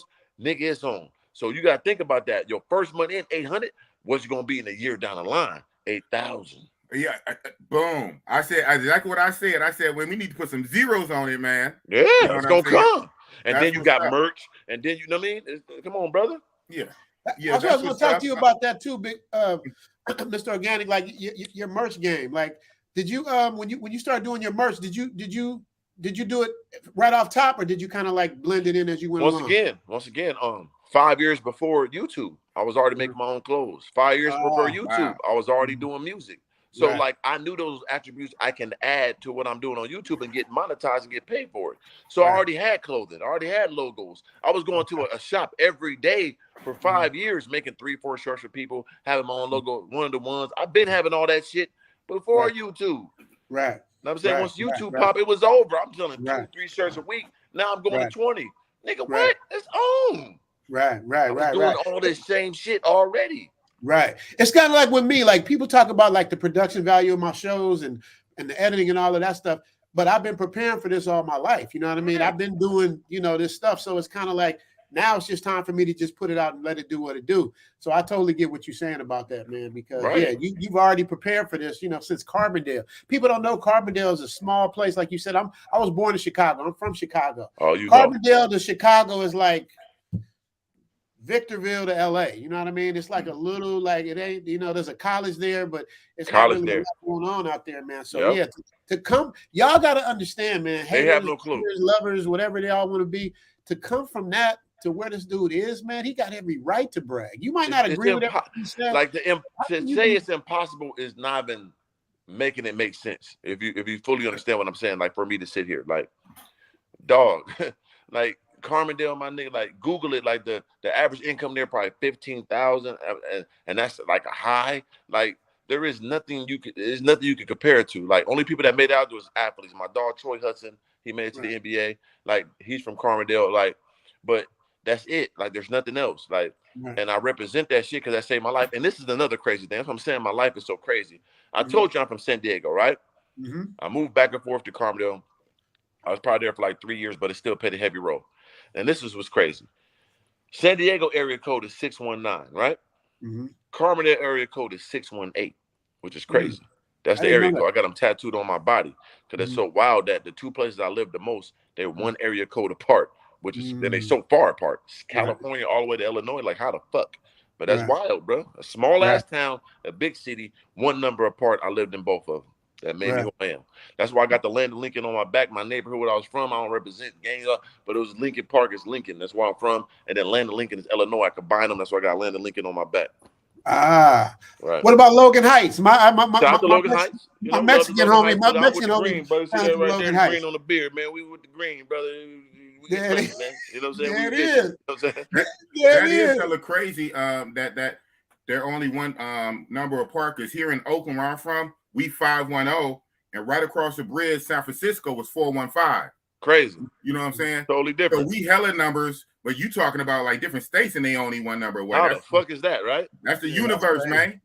That's crazy. Let me get this off. Made a crazy combination of a nigga, man. Made a hell of Absolutely. a nigga, bro. Sean Blake says for $10, big up, Rich. The show is looking good every time I watch. Never heard of this dude before. You will now. Love the real talk. I get what he's saying. Nice to meet Mr. Organic. I will follow you. Yeah, everybody go follow Organic. Bro. Go follow him, man. It's just fun to watch him. You know what I mean? Because the real fun, hey, Organic, you know the real fun in watching your shit? What's that? I know. I can feel the hate as you talking. I can feel them hating on you as you talking. What's wrong with them? They gonna be mad. Why they mad at me, man? What did I do to them? I be pondering that shit sometimes. Like, damn, I'm really. And then think like I said before I blew up, I was way worse. Like I used to talk way crazier when I first started.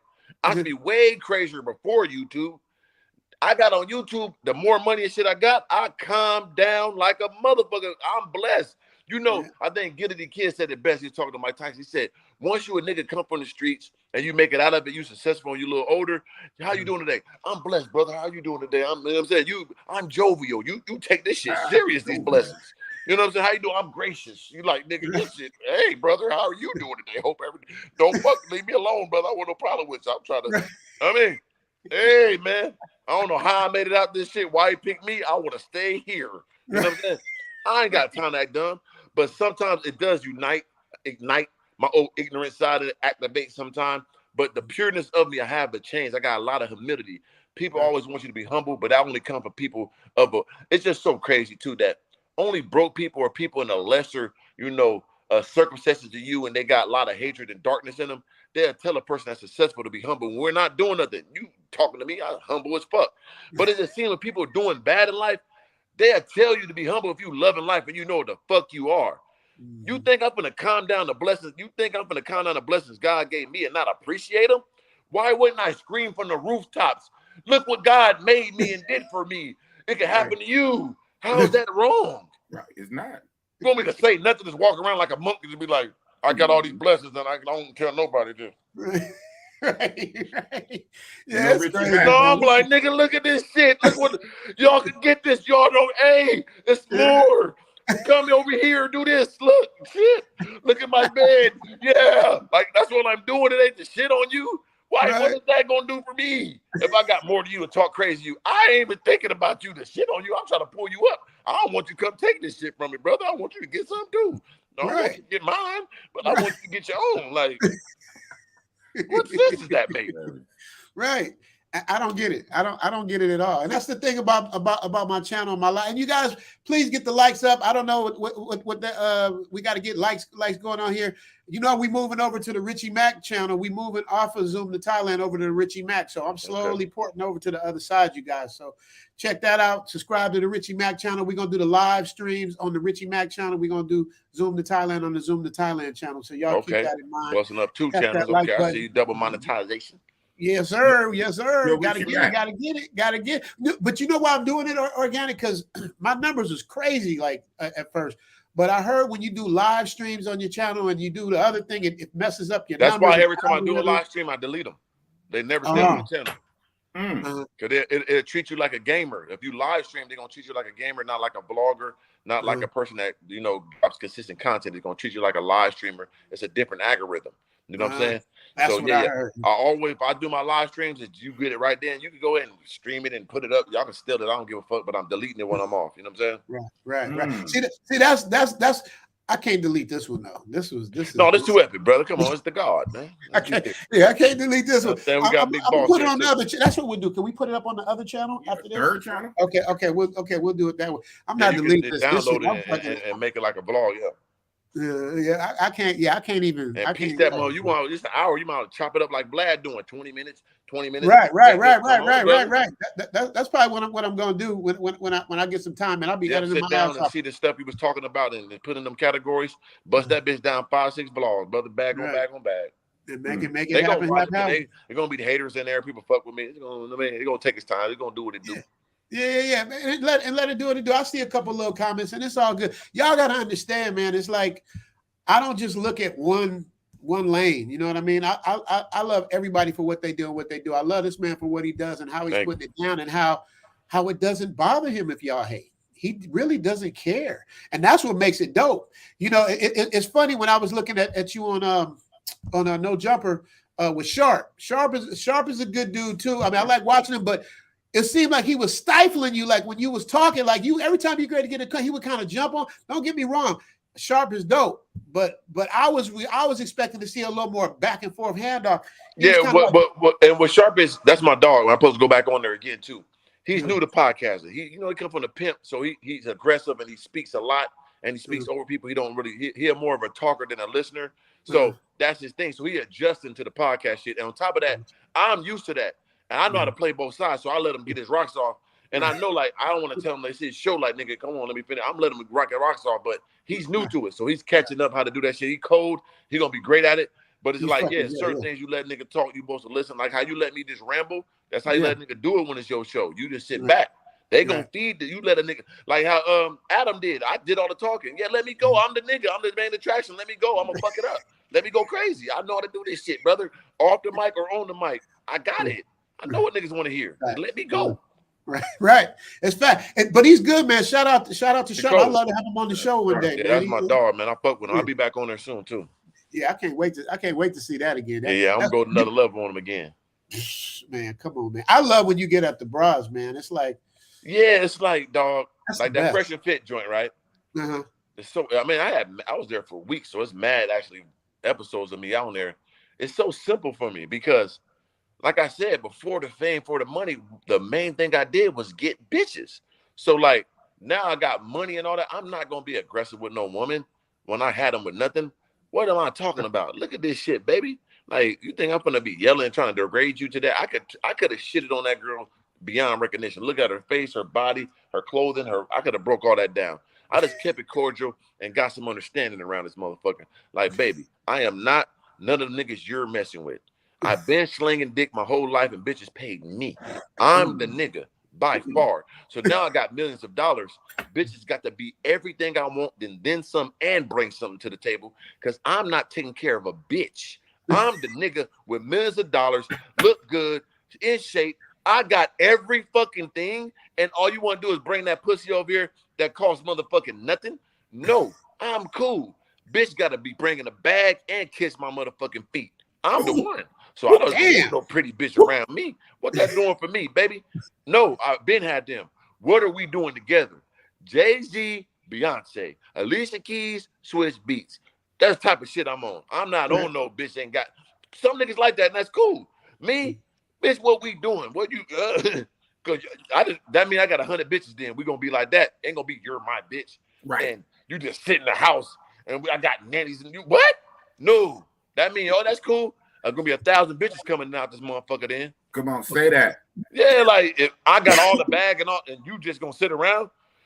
Hey, new bitch every night in this motherfucker. You can chill too, but it's gonna be big pussy busting in his motherfucker. That's Bill talk. I see the coach. I see the coach back there. Coach, straight I see you. I'm about to bring you up. How much more time I got with you, Organic? Man, I'm on cruise control right now, brother. I'm with you. Let's go. Okay, brother. Man, I appreciate you so much, man, for hanging out with us. For the see. Let me see. Somebody, hey, see, they listen to you, Organic. You said kiss the feet, goddamn. Yeah, I need the feet kiss. I'm that nigga. Worship me as I should. It ain't. Listen, brother. We know 1 out of 4 black men got felonies. So many niggas locked up. So many niggas ain't got no real job. The average black man makes $40,000 a year. And that's the top one that's doing good. I'm a millionaire nigga, no felonies, 6'6". I got every attribute at 1%. What? You need to worship me like you seen Xerxes all 300 get off that throne. I should be treated accordingly. That's how I'm coming through. It ain't no compromising about nothing with no one. It ain't no more me's. So we're going to treat me accordingly. It just is what it is. It ain't my fault God gave me all the attributes and the money too. And the mouthpiece. And the and the mouthpiece and the fight and the gun. Hey, I'm a super nigga. It ain't no more of these. You better treat me accordingly because every motherfucking bitch want one of these motherfuckers right here, baby. So you need to come on with it. Show me why I should even allow you to breathe my air. And that's real talk. Yeah. You know what I'm saying? Bitch, you ain't got no wins over here. There's no category you winning over here, baby. I'm sorry. Let's take the shirt off. Let's compare bodies. What? You ain't winning nothing. So what are you? Mr. Organic is the Muhammad Ali of motherfucking social media. Yeah, baby. Hate it or love it is what it is. You can get mad and die, or get beat up, or what you gonna do? Take your bitch taken? Just come fuck with me. Let's have a good time. Right. You ain't trying to die. You ain't, your insurance ain't like that. You don't get put a little box, little earn. My shit 10 million. My niggas got equity funds. Niggas got big shit. I'm gonna be in a big ass goddamn one of the mausoleum motherfuckers. That's already paid for, champ. You're gonna be in the gargoyle mausoleum. Yeah, that shit. You gonna have gargoyles guarding them. Yeah, the gargoyle like this. With choppers, gold standing out front like the Muslim, like the Mexican cartel nigga shit be. That shit was nothing but like 100,000 already financed. So anything happened to me, my mom know what to do already, brother. Yeah. Are you ready for that? You niggas can't afford your death. Hey, we ain't even going there. Ain't nothing gonna happen to you. You're gonna be I'm immortal, brother. Come on, I love everybody. Peace and prosperity. Absolutely. Young ancestor asked Mr. Organic about his honey addiction. You got an addiction to honey, Organic? Yeah, I'm glad because he's from the seed. Shout out to him, young ancestor. He's from the seed. He known me from years back, from the beginning. Let me break that down. I had a chick from Russia, RIP Ukraine, all them niggas. That's y'all, bitch. I don't care nothing about y'all. But I had a bitch from out there, and I had an allergy. I never had allergy before, and I had a runny nose. And she was like, local honey boosts your immune system. It fixed allergies and all that. So I'm like, damn, okay. She got me a jar of honey, and I took that shit for a week, and my shit was going. So in the beginning of my YouTube, when I first started, I always jump in my car, eat a spoonful of honey, and I tell them, that it cleans out your penile tube. It keeps it really boosts your immune system and clean out your penile tube because nigga gonna raw pussy. But that's gonna help you out. You know what I'm saying? Also, it's good for your skin. It's good for your heart. It's a super food. King Tut had it in his tomb. When they opened it up, it still was good. It never goes bad long as it's sealed. It's the only food that has water in it. Also, you can live on honey only. It's in the Bible. It's a golden food. So once I learned that shit, I loved it. Then I bought me 2 little bee colonies, and I was selling honey and made a whole lot of money. Mr. Organic 3 Bees raw honey. I was making a good living with honey. But once I moved out here, I couldn't maintain the little colonies and all that, so I sold them. But yeah, I had a great addiction to honey. Honey is a superfood. I think everybody should get a scoop of honey a day. It's good for your heart. It's good for your skin. It clean out that penile too for all you raw doggers out there. We all doing it, and it keeps you good, man. I'm trying to tell you, man. Yeah, get some honey, man. There it is. All right. So is there a certain brand of honey, Organic? You want to do the best is the local honey. It's like one called Manaka, M-A-K-U. It's like Manaka or something. It's real expensive. That's the best tier honey. But whatever local honey you're at, it gets your immune system higher because it's whatever the environment you're in. The bees pollen protects you. So yeah, you want your local honey. That's the best for you. It's some expensive honey. The best tasting honey I had was from Hawaii. It was they pollinated strawberries. So that bitch was extra goddamn tenacious. You know what I'm saying?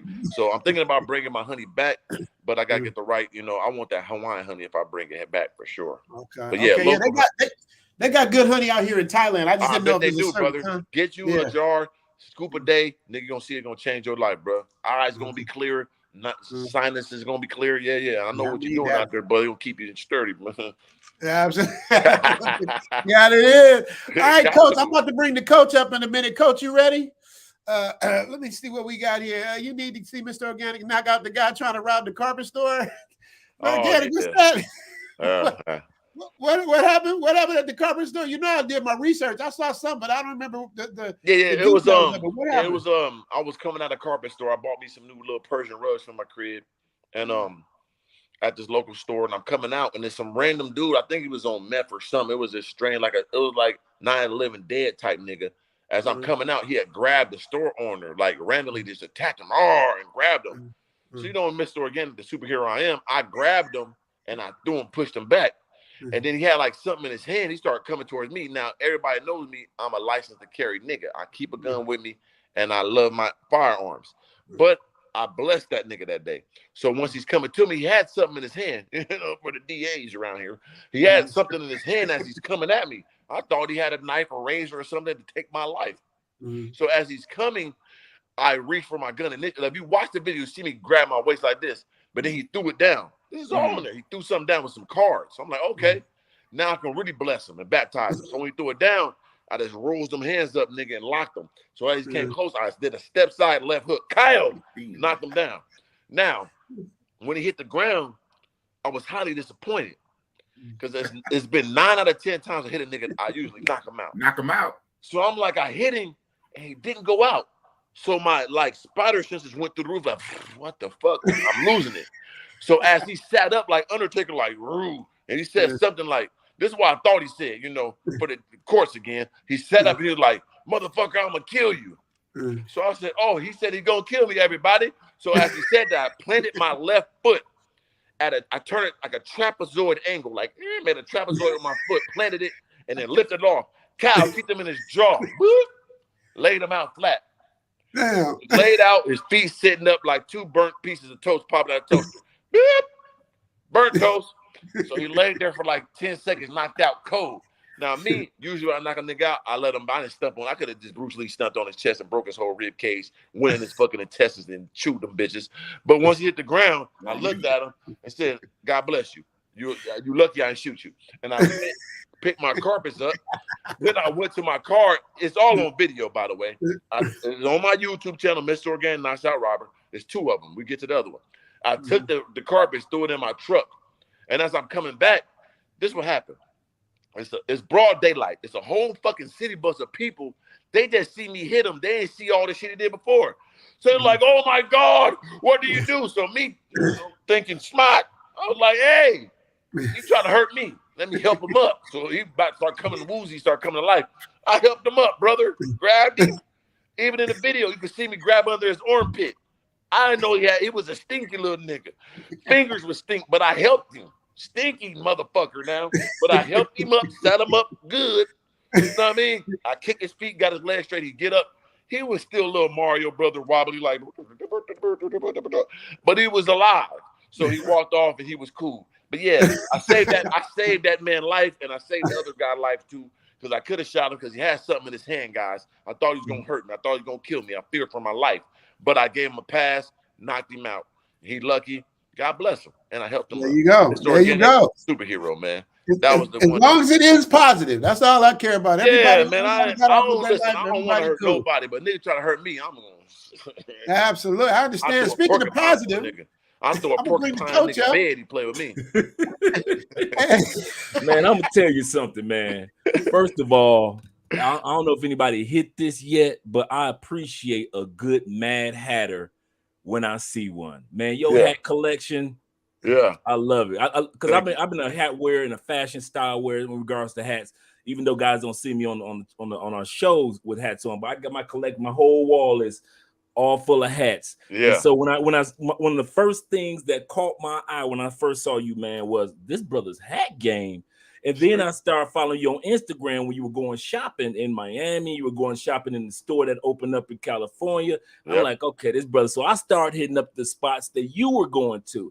And it introduced me to other Black stores. So I want to let you know, man, I appreciate the fact that you really promote Black when it comes to Black businesses, especially there are very few really good Black hat wearers that we can get some nice styles and really look fashionable, and is made by Black, shipped by Black employees. And I'm talking about the brothers out there really doing it. So any of you guys out there, Mr. Organic can validate, man. If you go to his Instagram, the brothers hat game is. Thank you, I appreciate it. Yeah, the crazy thing about that is, like I said, I got good friends, man. Like I said, I've been studying these old quotes and old like affirmations, and they always speak highly of having good friends and a good circle around you.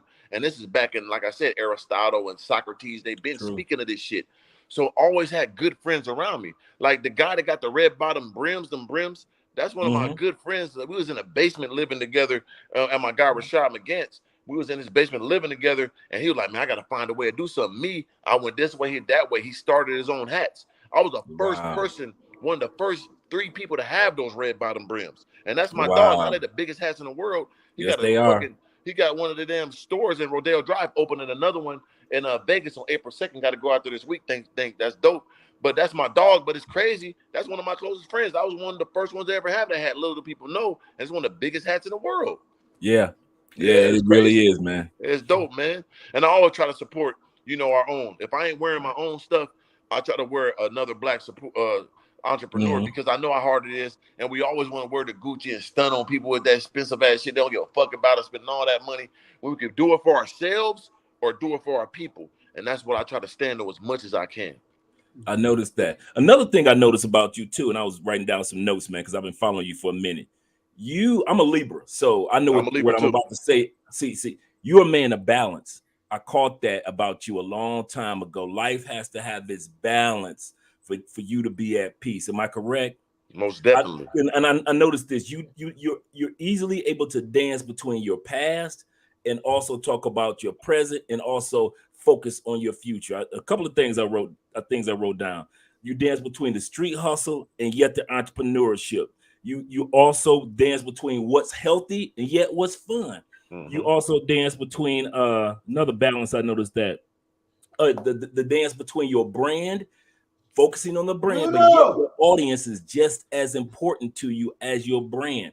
And so I was like, is this brother Libra? Because I'm like, this dude walks in balance so well, and I don't think a lot of people realize that about you. You walk in the harder, more bombastic side, but yet there's an undertone of spiritualism, just like it was with Ali. A lot of people talk about him being grand eloquent with his words, but at the same time he was a very spiritual man behind the scenes. And so I noticed that about you. Have you always been like that, a person that kind of like walked in balance? Yeah, that's crazy that you point that out, because I am a Libra, and I always felt like since a kid I was a different guy. Like, oh yeah, look at that motherfucker. Yeah, motherfucker, can you tell me all about the people got an egg roll? Can I get some motherfucking but that's my Thai noodle right there. Yeah, you see the she got some thick thighs. As a kid, I was always so different. I just seen things different. My grandma told my mom I was special. She had 5 kids, but I was always that bad one. I was always the one that was I had like electricity running through me. And my grandma said, that boy gonna be special. Let him do whatever he want to do. She told my mom that. Don't try to tame him. Let him be who he gonna be.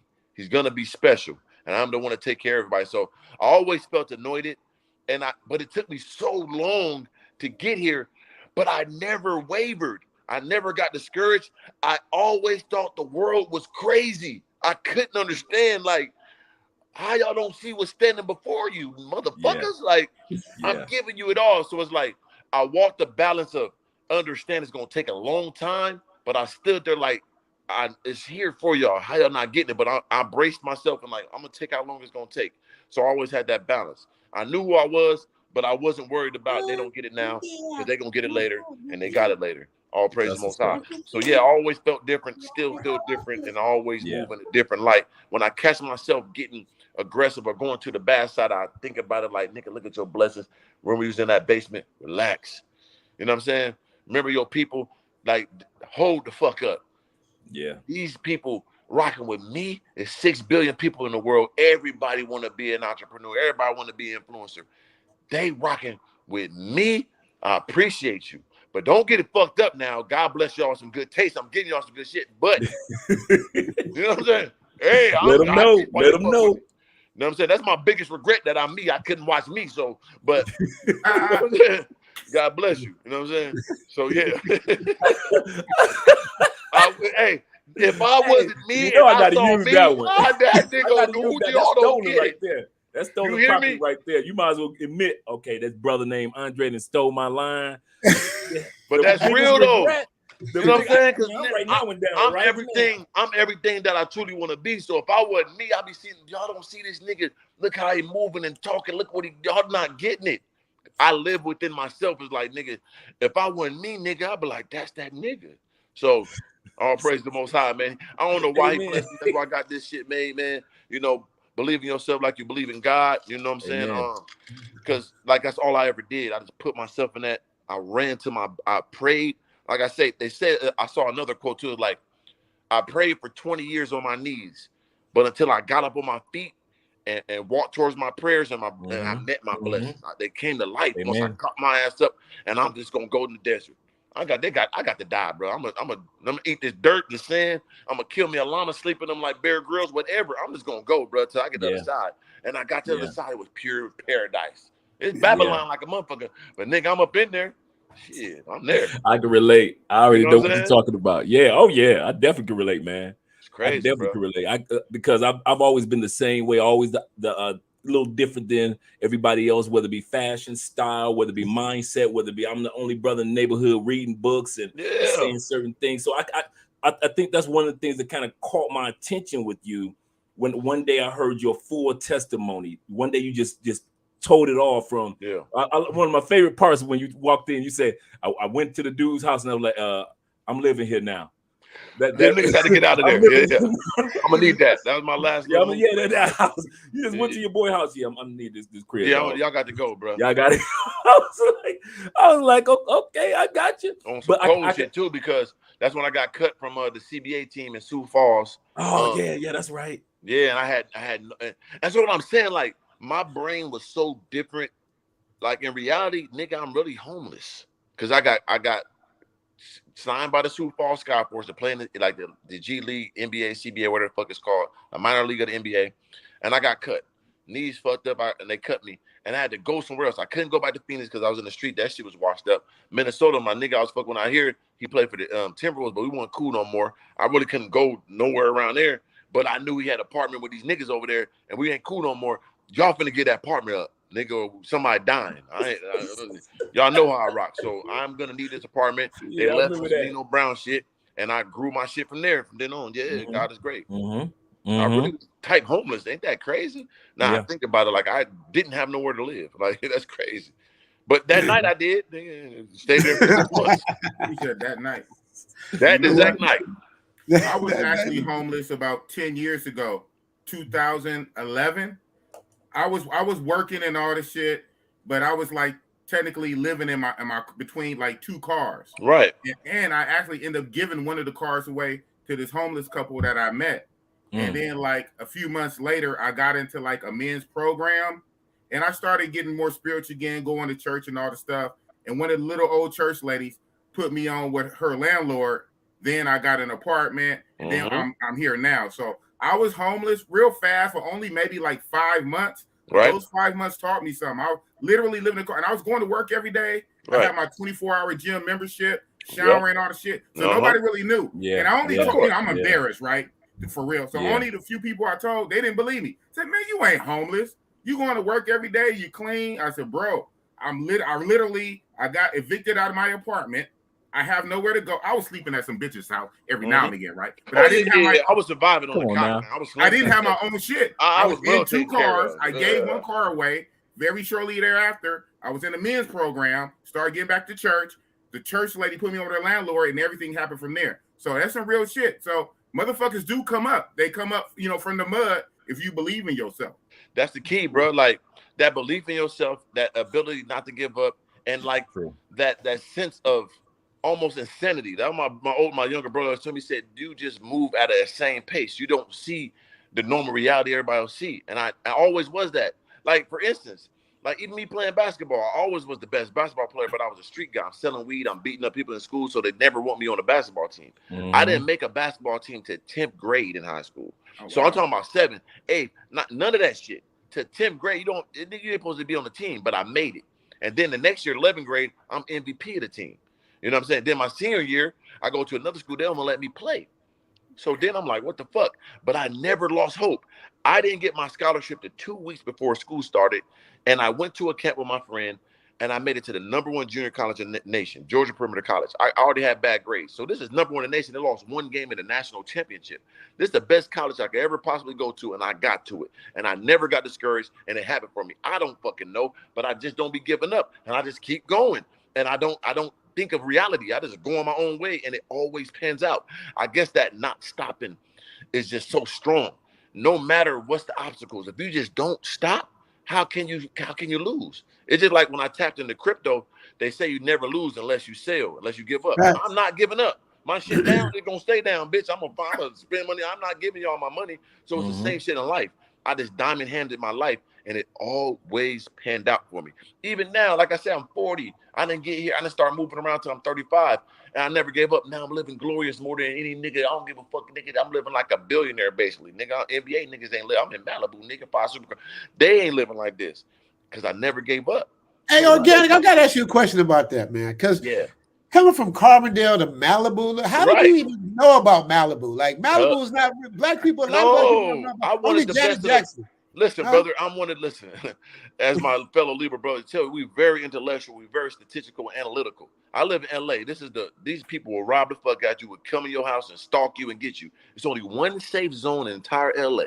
And guess what it is? Malibu. And Burbank. That's far.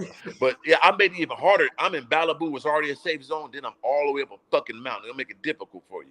You know what I'm saying? So I knew Malibu was the best place for me to be. I got way too much money. I'm way too flashy. I'm not dumb.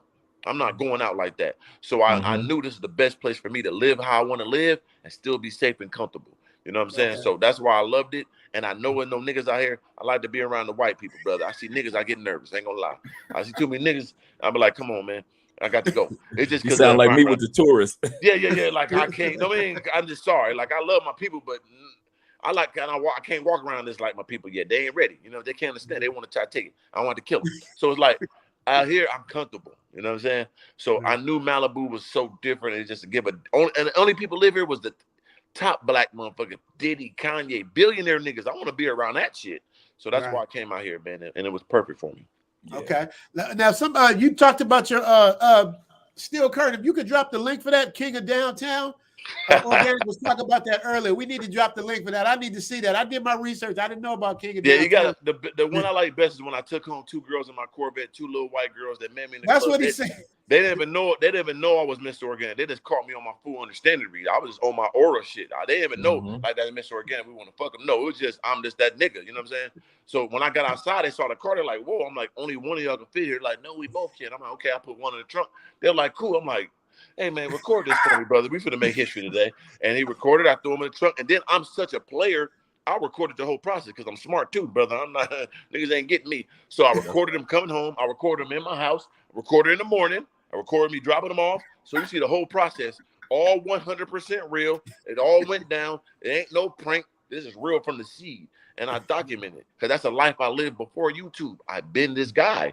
Like if anything else, if I didn't have no money, all that, I was cool, funny, could talk, and women still love me. I always feasted upon the lands, brother. Yeah. That was something I was already blessed with. So I documented it. You know what I mean? Before I was on YouTube, I was getting all the clubs free. They parked my car up front. I always was treating that. I never spent a dime. I never drunk in my life. So like I'm popping bottles. No, I didn't do nothing. I was a cool nigga coming up with something. You know what I mean? Networking. So yeah, I was that before YouTube. So thank God it really worked for me because I was just, faking it to make it. Perception was I lived on, and then it really happened for real. God speaking of networking, Organic, like is the best way for people to get in touch with you through your Instagram? Because that's how I got in touch with you. Yeah, Instagram. Email, whatever, bro. I see everything. I don't give a fuck. Snapchat, you can fax me. I'm gonna see everything, but I don't try to miss no dollar, bro. I'm sorry. Like I come from Carbondale, South East San Diego, brother. I was in the basement 5 years ago. I'm not missing nothing. It might be $1 in that motherfucker. I need to see it, brother. You know what I'm saying? What you got going? Be my dollar. You know what I'm saying? He literally hit me back. I swear he hit me back probably not even an hour, like maybe probably like 30 minutes or something. I was like, man, I was excited. I was really excited, man. Shout out to my boy Dave Alter, man. That's my dude at home, man. He looks out for my Airbnb. He helps me out. Just a loyal friend, man. We play golf together. That's my guy. Shout out to him, David. Yes, sir. Love. I've already been there twice. Krabi's my favorite island. Yep. Yes, sir. Let me see.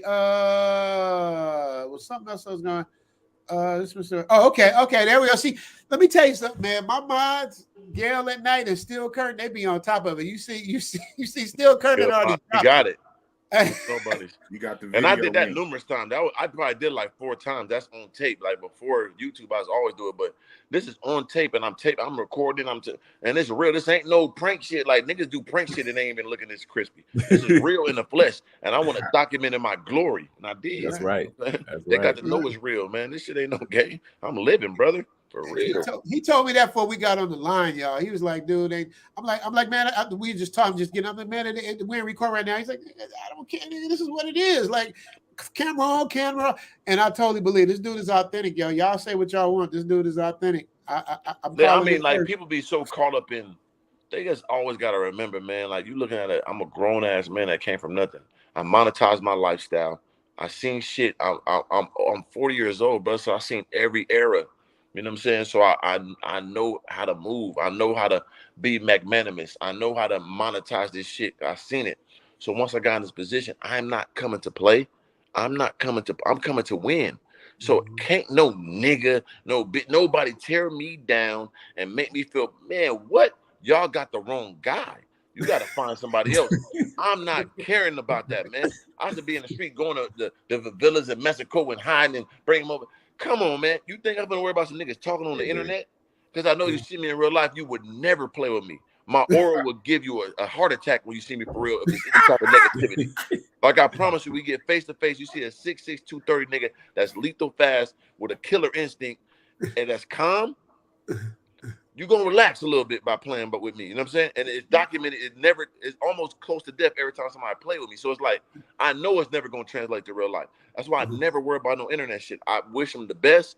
And I pray that our paths never cross on some negative shit. I hope you see me and you be like, I'm just playing. And I hope that works that day. You know what I'm saying? Because why'd you do that? You trying to take away my I take care of my mom. I retired my mom. I bought her a Benz. I bought my brother a brand new Super Sky Hellcat. That bitch $120,000. I got to pay for that motherfucker. I get my nieces and nephews whatever they want for Christmas. You trying to fuck up my whole legacy of my people I take care of and blessing my family. And you trying to do that to me for what? So you think I'm going to allow you to do that? Like, we got to understand what I'm doing here. I'm breaking the curse of my entire family. I came from a small town. I came from an inner city in Southeast San Diego. I'm the nigga that made it out. And God anointed me in this position. You think I'm going to ever let any human on this earth take me out of this position? It would never happen. You know what I'm saying? And it shouldn't even be a competition to do so. For what? No. What is he doing? Right. What do he do wrong? Being himself? Right. What? That's a good question. Let me ask y'all, like, can y'all write in, like, what are y'all really hating on? Like, that's what I always say when they be like, oh, you can't be. I be like, okay, tell me what I'm doing so I can help you. Right. And let me help them out a little bit because they be like, okay, you be clickbait, you be lying. Brother, this is YouTube. I wrote a book called How to Be a Successful YouTuber and Entrepreneur. In the book, I told you must over-exaggerate in your thumbnails and your titles. But absolutely within the vlog and videos, try to keep it as real as possible. Don't mislead your people within the videos. Title, thumbnail, that's the algorithm. You must play with that. That is a part of YouTube. I tell them it all the time. I wrote it in the book. But they always, you're lying. Brother, if you watch the video, I'm not. You're not. Your subscriber count show you ain't lying. That's part of the game. But in the video, and I can just go through the video and make up shit. I could do that, but I don't. So I don't know where the problem lies. I wish they would tell me. I'd never know, and it don't make sense. Anytime I have a conversation, like, tell me what's your problem, I'll break it down to the seed, and they always look dumb. You know what I'm saying? All right. Well, here's your chance. Anybody that's hating or got a problem with Mr. Organic, let's bring this now. Let's have a conversation. I don't do the negative. Whatever they want to talk, whatever they want to ask. So I want to see somebody want to challenge Mr. Organic with his stuff instead of his work. Come up, show your face, and let's see what it is. If not, we're going to shut this down early. I'm not going to keep y'all too late. We're going to do this thing. You got to cam up. If y'all really got something to say, let's talk about it. In the meanwhile, I'm going to read what Born Again Daily Rising says. Big up Zoom to Thailand and Mr. Organic. From the basement to the penthouse. Oh, Organic. I like that. That's a fact, dog. Keeping it real. I was in the basement under an old white lady looking like the bitch off of Labyrinth, the little troll off of Labyrinth. Y'all know that movie. She looked just like her. I was in that motherfucker for 6 years, paying $600 a month. Had a good car, though, and I was fly, and I was fucked all the bitches. They never talked about me. Thank God my game was that good, and I'm slinging that motherfucker. They never talked about me and roast me and gave my secret out. But I was in that motherfucker for 6 years, and I finally transitioned, finally got my own apartment. And I went from the basement to the penthouse right in the city I was at. God is great. I think that's the mistake that a lot of people make, and I'm glad that you told that part of your story. I think that's probably some of the best parts of your. Okay, let me put it like this. When I look at your brand, because I'm always analyzing a YouTube channel. Right. When I look at your brand, it's not just the guns or the car, which is the outset of the brand, but it's also guys and ladies gravitate to your journey, the life journey that you've had, to whereas you don't sugarcoat it to make it seem like you've always been here. I've always had this. I've always, and that gives guys and ladies hope to know that I don't have to pretend like I always have, but I can start from scratch with one subscriber or one niche and continue to grow. And of course, reading your books and reading other material to continue to stay motivated. And that is probably one thing that I appreciate more about your brand than just the guns or that you present or the cars that you present, but it's the fact that you present that there is opportunity for us all. And I said I feel like that's my purpose. I was anointed for this, and I learned it from Nip, from the seed. That's what my thing is. Seed, root, tree, fruit. Right. That's one of my branding is SRTF. From the seed to the root to the tree to the fruit, we're gonna keep it organic. We ain't gonna change. We're gonna grow. So just like Nip had the marathon, it's a lap. Keep on going. So my thing was from the seed. People say from the mud. I'm from the seed. I'm older, so people put mud on me when I was under the ground and try to shit on me. I use that bullshit as fertilizer to grow. So I have no problem in telling you that I was in the basement because I look where I got to, and I endured the jury for a long time. On top of that, too, in our community, they try to tell a black man, you're too old for this, you're too old for that. They're always trying to put us down. We got to give up so early. God damn. See, I'm a nigga that made it at 40, and I'm a hope for us that is no matter how long it takes, you can still be great. That's my purpose. And I don't rush. These kids want it so fast, and I get it. I wanted it fast, too. But it took me to 40. If it take you to 40 to live like this, nigga, come on. I would endure that journey too for 40 years to live like this. You damn right. So stop trying to give up so early. So I have no problem telling my story. Had no problem telling people the truth. And I still have no problem now. But at the same time, I'm working with a different bag. So I got to move accordingly because I'm in a different zone. I got too many people looking at me. So I can't tell you everything all the time on no damn social media. But if you meet me and talk to me, I'll break it down easily for you. And in the day, we know I got it. You can't play with this. There's too much money going on, brother. It's impossible to play around this level. It's impossible. You understand me? So, like, yeah, it's a blessing to be here, bro. I know my purpose to motivate, inspire my people from the seed all the way up to the fruit. We ain't skipping none of the process. There you go. Absolutely, there you go. So, man, we're going to shut down it, man. Organic promised me an hour. He's been in for an hour and 40 minutes, man. I'm going to shut this stream down at exactly 2 hours. That's in 19 more minutes. So, y'all, I ain't see nobody saying, I don't see no smoke coming up, no organic. Because I'm trying to tell you, bro, like, it never works that way in real life. Like, in comments, they can say what they want. When I'm on live stream, I would go right to you and say, okay, what is your problem, bro? Tell me what the issue is. Let me know. That's how you do it. Oh, you lied about your house. Brother, I didn't. I told you go to the first video. I said, if I get this home, I'm going to rent it for $15,000. I was looking at other homes. Then I decided to go with this one. They gave me a deal I couldn't refuse. It was a lease to own. I put a bigger deposit down. I still paid it $15,000. If I decide to keep it at the lease, they use that big deposit and they go transfer, and I qualify to own it. It's called lease to own. I ain't got to sit there and explain all that shit to nobody. But everybody want to, like, y'all not winning by explaining I paid $15,000. Who the fuck pays that much? Does that make me poor? Am I lying to you? No, it's documented, but I ain't got to sit here and tell you every step. Why you want to know all that shit? Okay, I did. Now, oh my God, he's lying. Like, it's just crazy, bro. So, but it's okay. I get it. They want something, but that's not enough to do nothing to me, man. That's not going to win. Even if, like, okay, you told the bitch on the thing, she showed you deed. I never said I own the home. I said I have a home, a estate in Malibu. That's what I said. I never said I own it. Never said that. I could have, because at least to own, you kind of do own it still. If anybody know business. But I was like, I got to stay in Malibu. You want to see the deed? Man, you can't even show me a car. I'm going to show a broke person my deed, and I'm paying for a mansion. What I look like? Kings don't speak to peasants and show them no God. Who are you? I'll hit you in the mouth with a tomato. So that was my stance on it. But feeble mind, I'm too good with words to ever trip up like that. Feeble mind people want to, oh, you like, no, go look at it again. Show me where I said I own it. I got it. But that don't matter though. The it don't matter. In there. Yeah, I'm it's rich. Like, yeah, I paid $15,000 plus expensive in the home. I have 5 supercars out front. Who's doing that? Where are you moving? I'm rich. Let me tell you something, man. You don't. That's like when people try to get on people for having passports. I ain't got to explain to y'all shit, and none of y'all should be explaining. Got to explain. That's like feeling bad for buying a nice car and you live in the hood. It's a shame. I'm supposed to feel That's bad. what I want to do. Right. I earned this car. Like, why I gotta feel bad because I got a nice car and you don't? Yeah, it's just weird that the things that you have to engage. It's things that you have to engage to as a black man to solidify your spot. Like these white dudes that never had to go through this shit. They never get, you know what I'm saying? No. Oh, you're leasing, you own it. Any fucking body with money and credit, you know leasing is better. Right. Common sense, but our community is so fucked up that we're taught to buy a car, cash out. Know how much money? If I bought a $500,000 car cash, do you know how many businesses I could be opening up with that excess money I'm wasting on a car when I could just drive for a little while and trade it for a new one or what the fuck I want to do? And people don't even understand when you lease a car, you still can sell it, get the profit. It's the same thing as financing to me. I leased a few of them. I don't know no difference between leasing and financing. When I sell them, I get all this money.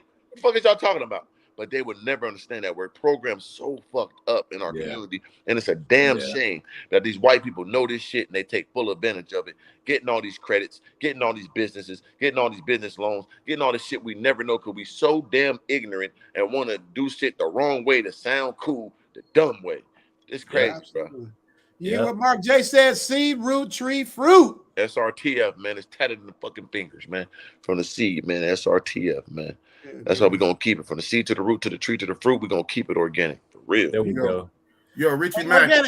How's that feel? I just bought your book, man. Man, come on, man. I just bought your book. Organic Love, man. And it's full understanding how to get credit, how to monetize your life insurance. People don't know life insurance is actually a way to put money to the side and monetize that. You know what I'm saying? Like real game. I'm giving this shit and they mad at me. I'm giving y'all some legendary shit. So it's like, I don't know, bro. It's shocking to me, but it's not shocking. And the greats always go through it. You know what I'm saying? Like you say, Muhammad Ali, anybody who was great, Floyd Mayweather, all these niggas, you're going to go through it, bro. I just brace myself for the journey. The people that rock with me, thank God they are smart enough and he blessed them with the understanding to take a good, you know what I'm saying, take a good look at a good person that came from nothing and is trying to be him. That's it, man. Right. That's it. My boy Dave Alter says Mr. Organic is a pro salesman. True. My boy Dave Alter, Jewish cat, like strong in his faith, his belief, and his friendship. But one thing about Jewish people we always talk about, because I grew up in a Jewish family. Yeah. When I got taken out, I was like the original, like remember Different Strokes, like Mr. Drummond and Different Strokes, yeah, little Sammy Davis Jr. I was that dude, right? Yeah. So you know the one thing I know about Jewish people, man, is that everything, it's not like it's rocket science what they do. It's just common sense. If I make $10, I don't spend 12.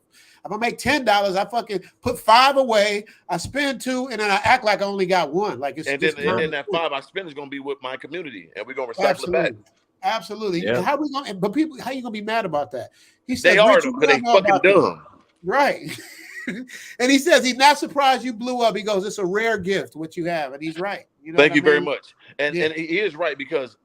Of course, I was a salesman in the streets. In high school, I had a trap house. You know what I'm saying? It was either sports or the streets. And I ain't proud of it, but I was addicted to money and knowledge. So I'm going to give me some money. Like I said, one thing I'm going to say about me, he always got around some type of money. I had to be rich, but I'm going to always look good. I'm going to have a good car. I'm going to have an outfit. I'm going to look like something no matter what. I'm going to get you some money. But when it comes to the salesman, he's right because anytime I had to get like a regular job, I'm going to get telemarketer, #1 on the thing. I worked for MCI at one time when I was in college. I was #1 in the country selling long distance. You're gonna get some of this long distance, huh? I'm your long distance company. We're gonna upgrade you. You have 5 cents. I'm gonna drop you down to 2. We don't use our long distance. It's cool. You pay for 5 cents, right? Yeah. You don't even know what you're paying. It's cool. I'm gonna drop it down to 2 for you. I'm gonna send this over there. Right. I was cold at that shit. I did that.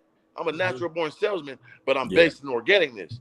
And if you don't want it, you ain't gotta take it. I ain't gonna force nothing on nobody. But if you got some common sense, you're gonna ride with me. I ain't got time to lie to you for what? Right. Facts. Sean, my boy Sean Sid's car line. That's my dude. Okay, he says finally trying to get that book. See, that's another thing too, man. It's like to make money, you got to have at least 7 streams of income. You know what I mean? Absolutely. I know organic has. I learned that from my man, One Master Teacher, 1MT, Think Smart Financials. That's my guy. And he's right, man. You got to have several streams. So, absolutely. Yeah, the book is you can get on Amazon. I got 3 books and one coloring book for the kids. It's inspirational color book to show them that we could be anything. I'm an entrepreneur. I'm an influencer. And then my other homeboy, he's a doctor. He helped me with him. He always helped me with my books. He's a doctor. He's a black man on 3 urgent cares. So I made a coloring book for kids called an inspirational color book. My 3 books called The Organic Seeds of Greatness. The first one, How to Be a Successful YouTuber and Entrepreneur. That's the first thing I learned and gave me my financial freedom. After that, I learned about credit, business, LLCs, all that shit. Then I made a book, Financial Freedom, Finally Free, breaks all that down. The last book is the Master Doing it right, brother. Thank you, brother. The Master of Manifestation, that gives you my autobiography of my entire life, how I became the person I am, and how I always knew I would be here. And I actually worked. I surprised myself, but I knew I was going to do it. And I wrote my autobiography, and it's there too. So those 3 books and 1 coloring book. You get it on Amazon. Just put in Mr. Organic. It pops up. I got signed copies on my website, organiclifestyle.com, organic with a K, lifestyle with a Y. I got my merchandise. I got my new bags. I got my books. I got all my clothing. All that's on there. Organiclifestyle.com, organic with a K, lifestyle with a Y. Make sure you drop that link in there, Still Curtin. I know you there. I know you're gonna get it. Vitaly's on the right hand too. Vitaly's over here getting it too. Look for that so we can drop that link for him. Yep. I want to promote his product. Appreciate that. Chicken Off Trucker Story says, I remember when Slim was trying to teach Mr. Organic to drive a stick shift. I love that goddamn story. God damn. Yeah, that's a hilarious story. And what people don't know, why I was so frustrated that day, and also to give you a little more understanding, I was acting a little bit, nigga. I wasn't that mad, but it was a frustrating day because that's the day I applied for my Hellcat and they denied me. So I was like, fuck. They was like, my credit wasn't good enough. I tried to get my first Hellcat, they denied, and it was like I got denied. We went outside, let's do this goddamn review. I didn't want to do that shit. Like, nigga, come on, bro. I'm pissed off. Come on, we doing this shit. So I'm like, fuck it, I'm gonna act crazy. It was funny as hell. I couldn't drive no manual, my hat flying off and shit. But it was hot as hell. I got denied for a Hellcat. I didn't want to do this shit. So it was a crazy day. But the next day I actually did get approved for one. So God is great. But yeah, that was a crazy day. That's one of the most legendary videos. Sure. We got to got that link. Professor Don Omar says a good thing, Organic. Now listen to what he's saying. Man, you got to have the audio books. These books gonna slap if you read them. That's right. You got to do audio books, Organic. No, I got one of them is audio book. The first one I read. Okay. The first one is the audio book. You doing the audio? Huh?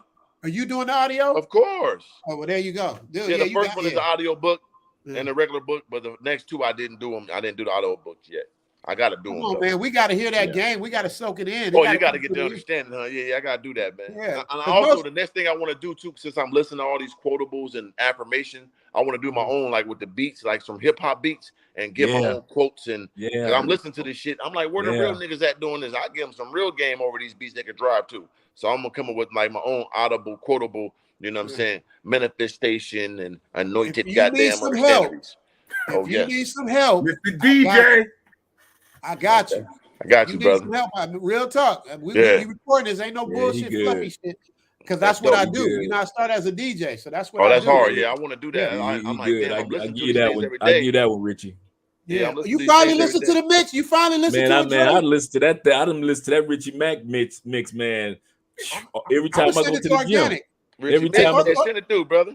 Organic. I'm gonna tell you how cold it is. Have you ever heard Tupac mixed with Marvin Gaye? No, that's hard though. That's a hard mix right there, Blair. That's all I'm saying. So because I get down, I do like mashups and all of that stuff.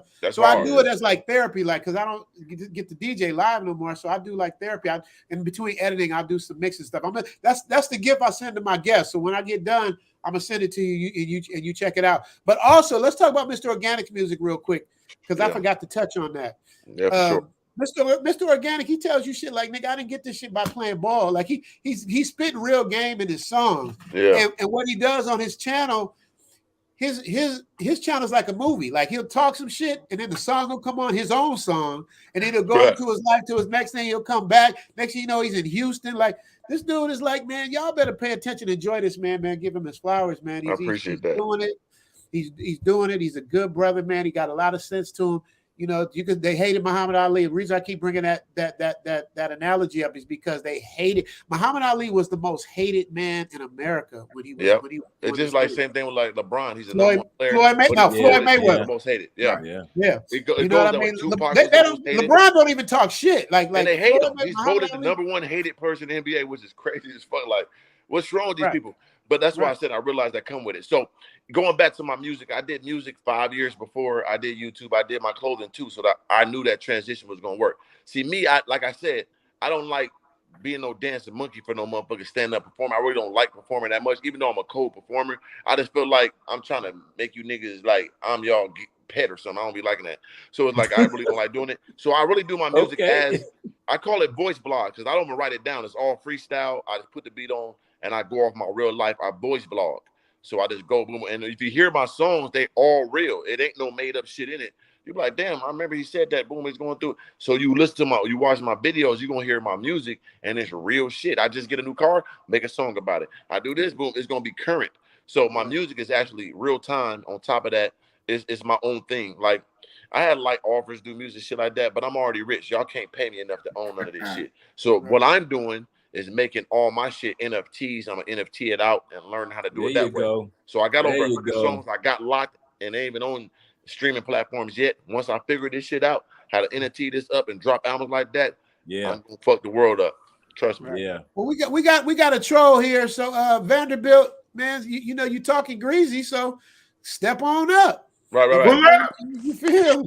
Yeah. So, What can he you say? drop the link? What does think he say? Let's see what Vanderbilt said about the God. He I ain't even gonna put up. I don't like putting up. You know what I mean? If he can't come up and say it himself, it's like, you know, he say what he say, but you know, step up and speak on it, brother. I mean, we all good here as long as it don't get past disrespect. Right. You know what I mean? It's like I know organic don't care, but I care because I like to keep things, you know. You like keeping it positive, man. Like I said, 2 weeks ago, I had an epiphany, and I started adjusting. I adjusted my energy towards, you know, my positive supporters, and because I engage in the trolls and roast them and put them in their place, and I used to do that for years on my live streams. So like even like before, I used to do live streams every night because that's the way I really was getting paid.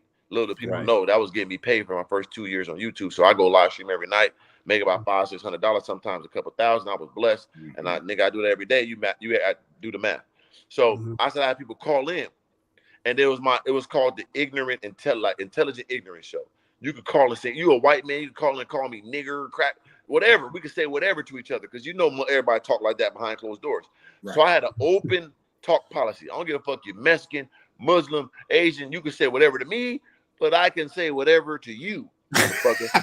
And no one, like I never lost a confrontation or a conversation before. So I'm gonna beat you by far. And how I'm gonna go, you will never go this low. So it still be people trying to pull up my old videos when I'm calling Mexicans, this and that. They roasting themselves because I'll be on there for 5 hours and we're going back and forth. They're calling me niggers. I'm calling them wetbacks. You go and tell me some tomatoes. Oh, but nigga, y'all got to come with something new. Y'all been saying that for 1,000 years. So that don't hurt me. I call stuff niggers. That don't hurt me. So it's like we ain't going there though. We ain't gonna go there. We ain't gonna go to that level. We gonna keep it where y'all can get out. But it's like, you know, cool. I got a brand to protect here. Okay, you know I go to the deep because I don't care. Like, but it's just pure. You know what I'm saying? But I keep it. But you know, on top of that, it don't come from an evil place because they used to pay the call. They just want to get their rocks off. We could do that, and it never translates to reality. It's just people like to talk like that. And they want to be free to do it. I was the person to do it with. But that was in the past. I don't do that shit no more. But that's what I'm saying. I was immune. I'm immune to talking shit. I'm immune to trolls. I went to the deepest, darkest and won. Right. Well, he better hurry up because we about to shut this down soon. Now, look, y'all can't say shit. Organic stayed here. He waited for the smoke. He was only supposed to be here for an hour. He's almost 2 hours. It'll never happen, no smoke from nobody. It's been that but love, and it's all good. Not that I'm looking for smoke, but I'm saying y'all. But it can't. Like, what it ain't going. You can say like it's nothing in real life. It's nothing. Like right. Nothing. Okay. Well, be till they cam up. KB Uncut said, Mr. Organic, how do we get more info about your music? NFT. Check out Snoop Dogg on Gala Games. Music going to be crazy. Big NFT music. Yeah. Shout out to Snoop Dogg. I know he's trying to do the NFT stuff with the Death Row shit. I saw that. That's dope. I salute him for that.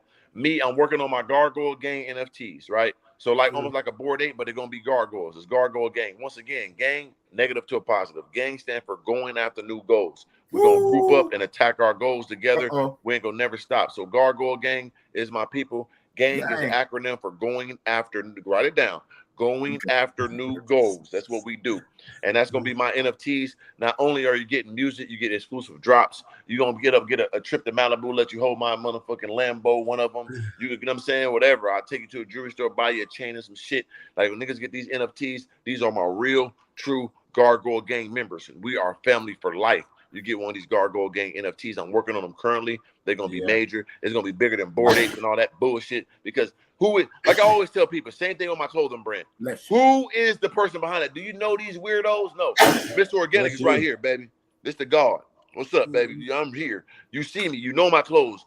You don't know who Gucci is. Who is these people? Who's Louis Vuitton? You don't know him. You know Mr. Organic. How dare you not support me? I'm here. So when I drop these NFTs, it's the same thing. Music, clothing, experiences, love, appreciation. I see anybody with the NFTs, damn, you like my family, because it ain't gonna be cheap. And you rock on me like that, I'll praise the Most High.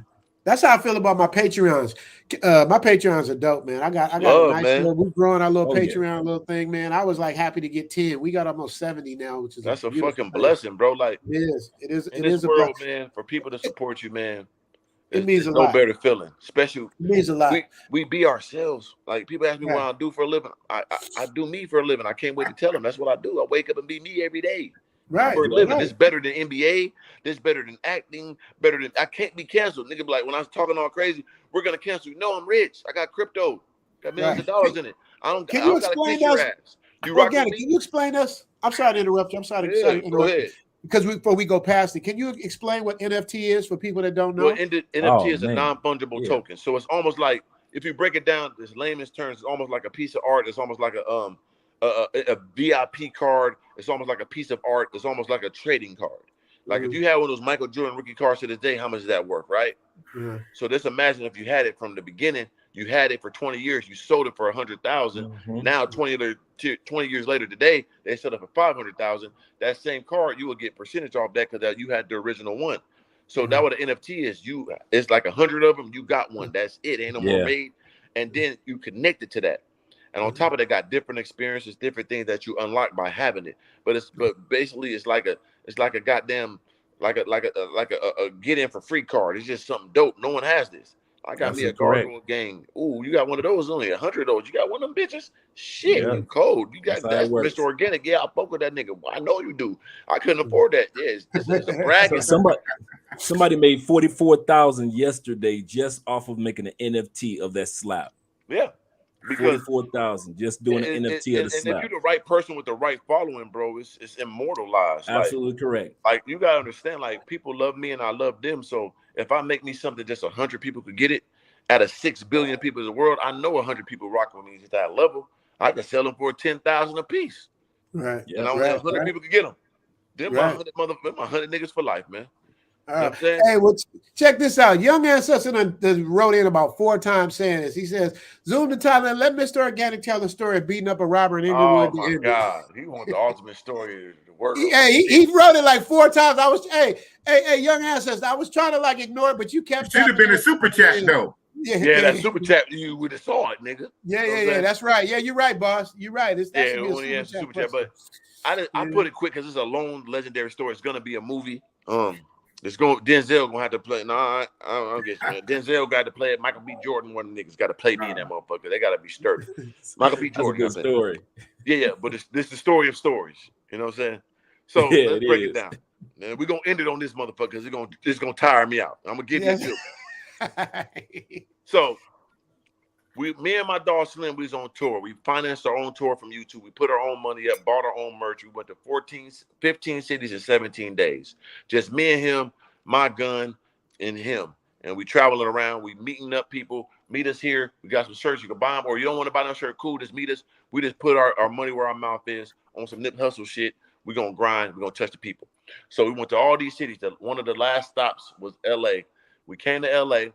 Boom. We get there the first day. We picked the wrong spot. Everybody couldn't find us. So it was like 200 people, which is dope.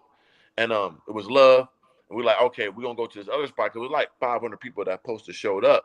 So we're like, we're going to reschedule it to tomorrow. And we're going to meet us here. So boom, we stayed an extra day. Now we at the Bicycle Hotel. It's like an hour and a half from like the real part of LA, like from Melrose and all that shit. So I'm like, man, we got some time to kill. Let's go to Beverly Hills. Let me go to Rodeo, get me a little Gucci or something. Let me spend a little bread. So as we leaving at the hotel, we were taking his Hellcat. Because I had my truck, his Hellcat was on the back. We went across the country like that. So matter of fact, I'm tripping. We took my truck. So I come out the hotel, Slim there. So I'm like, man, we're going to take your truck. We ain't driving both cars. I'm like, all right, cool. So I have my gun with me. Everywhere I go, I keep my gun with me. That's just how I'm programmed. So I'm like, all right, cool. Fuck it. He a 7-time felon. When I say 7-time felon, he has 7 different felonies. He only went to jail. They consolidated him, not 7 different offenses at a time. It was one crime. Right. I mean, one thing he did, but it was 7 offenses. He had 7-time felon. So, but he got out. He did 4 years. He was 18, got out when he was like 20-something. So my dog Slim story is a whole nother level. But anyway, anytime I got in the car with him, with just me and him, I know I can take the charge. You know, California got them fucked up gun laws. I'm gonna be pretty much cool. He probably be fried. So anytime we ride together in California, I was like, nigga, I'll put the gun back. I don't want to be caught with it. So I took my gun, put it back in the hotel. We leave. We go Rodeo Drive. Give me some Gucci shoes. Boom, boom. As I'm leaving, he like, man, let's go to Randy's Donuts, my nigga, because he used to be in prison. Every city we went to, we go eat at a food spot he seen when he was in prison on that food show. The biggest fucking steak and armadillo and the motherfucking in San Francisco, the best goddamn Chinese food and all type of dumb shit. Yeah. So he was like, Randy's Donuts, got them donuts, the big donut, I want to go. I'm like, nigga, that's in the hood of Inglewood. Nigga, we ain't going. We leave Rodeo Drive. He get in the car, I get in the car. He asked me again the second time. Man, come on, bro, let's go to Randy's Donut. No, nigga, that's in Inglewood. I'm not going to that shit, my nigga. LA different. I'm not going there. I got my chain on this shit. I had this chain. I had this diamond on this motherfucker. I got stepped it up with a diamond chain on it. But it had a nice little rope, but it's the same as the organic piece. I had a little watch on, nothing. It was like a little Versace watch. It wasn't all this Protect, this 100,000. It had this shit at the time. Little motherfucking Versace watch or something. Still called $3,000 at the time. That was cool to me. So we get in the car. I'm leaving. Like I told you, it's like an hour to our hotel. I'm sitting in the car. I'm tired. I'm dozing off. He nudged me. Boom. And I wake up. I'm like, nigga, what's up? He like, we're here. I look up through the sunroof. I see that goddamn donut. I said, swear to God, though. I'm looking at the nigga like, nigga, I'm not going no fucking, what are we doing here, bro? He like, man, I'm getting my motherfucking donut, man. He jump out the truck. I'm getting my motherfucking donut, man. I'm like, fuck it. He already out. I'm coming, bro. He like, you coming? I'm like, all right, you out. I'm coming. Come on. I get out the car. He walked to the donut place, right? Because you either going to go through a drive-thru or you stand at the window. So we stand on the window. I'm looking. Wait. Okay, hold on. We talking about the donut on Century or the donut on Manchester at the airport? Okay, yeah. That's right off the 405. Okay. Right off the 405. We on Manchester or something in La Hacienda. Because I look at the words. I'm saying, nigga, don't look like some gang shit when you read that motherfucker. I swear to God, we on the corner. And I'm looking. I said, read this shit, man. Manchester and La Hacienda. We in Inglewood. I said, don't sound some fucked up shit. While we stand on the court, he looked at me. He was like 3 people behind the line. He looked. He said, "Hey man, you might be right, bro. This shit don't feel right." I said, "I know. Hurry up, bro." So listen, this is a movie. So he steps up to the counter. He ordered his donut. I'm here. I'm like, God damn it, I like donuts too. Shit, we done came on his way. Fuck it. Let me get me a motherfucking donut. Shit. Right. So he moved out the way. I stepped to the counter. As I stepped to the counter, mind you, you outside. You stand on the corner of that fucking busy street. He's 6'9", 6'10", light skinned, tall nigga. I'm 6'6", chain on, tank top. I look like a basketball player. Easy licks. I order my donut. I look through the glass, and it's a glass like slanted so you can see behind you. So as I'm ordering, I look through the glass. I see a nigga standing behind me with his hoodie on like this. It's 2 p.m. It's 79 degrees, hot than a bitch. He got a hoodie on. I'm in the tank top, nigga. This nigga pacing back and forth behind me. So I'm looking like, you know me, like I said, I got the equalizer brain, nigga. I always analyze everything. So I'm looking through that glass like, fuck. Is this nigga on some game banging shit or he gonna try some shit? So I'm like, all right, this finna go down. So let me go ahead, fuck it. I'm lactose intolerant, but guess what? Let me get that donut and bitch, give me a milk too, fuck it. You know what I'm saying? Give me whole milk too, fuck it. I'm trying to kill some time. Let me get the whole milk. I'm looking like, fuck. So they give me the milk. They give me my donut. I step to that left. As soon as I step to the left, is like right there on the side by that parking lot. Our truck is right there. I step to the left. The little nigga walk over to me. What's up, nigga? Where you from? I said, nigga. I looked at him. I said, nigga, I'm from here. Slim said, yeah, we from here. As soon as he said that, he dug in his drawers. We all saw, like I always say, I get this reference. So like Batman 1, when the Joker pulled that long rifle out, that motherfucker looked like that bitch about 17 feet. How long that bitch kept coming. I saw the barrel of that motherfucker. I said, oh, shit. He pointed at me, said, nigga, you know what it is? I said, nigga, no, I don't. I took off. Pew! Jesse Owens mixed with Herschel Walker with a dad. What's the bitch name? Jackie Journey Kersey. Where that Jackie? Yeah. I was running, moving side to side and shit, neck this way, body this way. I'm zigzagging. My phone fall. I hit the corner. As I hit the corner, Slim run across the street. As I run around the corner, I'm gone, nigga. And if you know that block, I want y'all to go to the block and see. I went from that block all the way to the 7-Eleven, 2 blocks around the corner. I'm a fast nigga. So as I run over there, I'm like, damn, Slim run across the street. So as I'm Slim is seeing the dude. He see dude walk up, pick my phone up off the ground. You know what I'm saying? Slim got the keys to the car. I ain't got the keys to the car. I'm 2 blocks around the corner.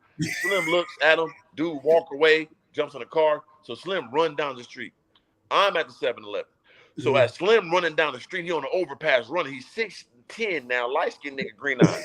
He running like this. Help me. As he's running, I swear to God, this is no joke. As he's running, a car is driving by, looks at him. A nigga is on his phone looking at Slim's video. He like, tall guy, what the fuck are you doing here? Nigga, help me. They trying to rob me as he running. So he's pulled the car off. He jumps in the car with the dude. Dude got his baby mom. You know, black baby mom, bitch tripping on him. Hey, nigga, we got this nigga in the car. Get the motherfucker out the car. He like, man, take me around the corner. I need some help me safe. So he take him around the corner, drop him off at a Jack in the Box or some shit.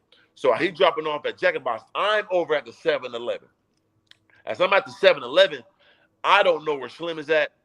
I don't know where my keys at. I don't know what the fuck going on. I dropped my damn phone. I can't call this nigga.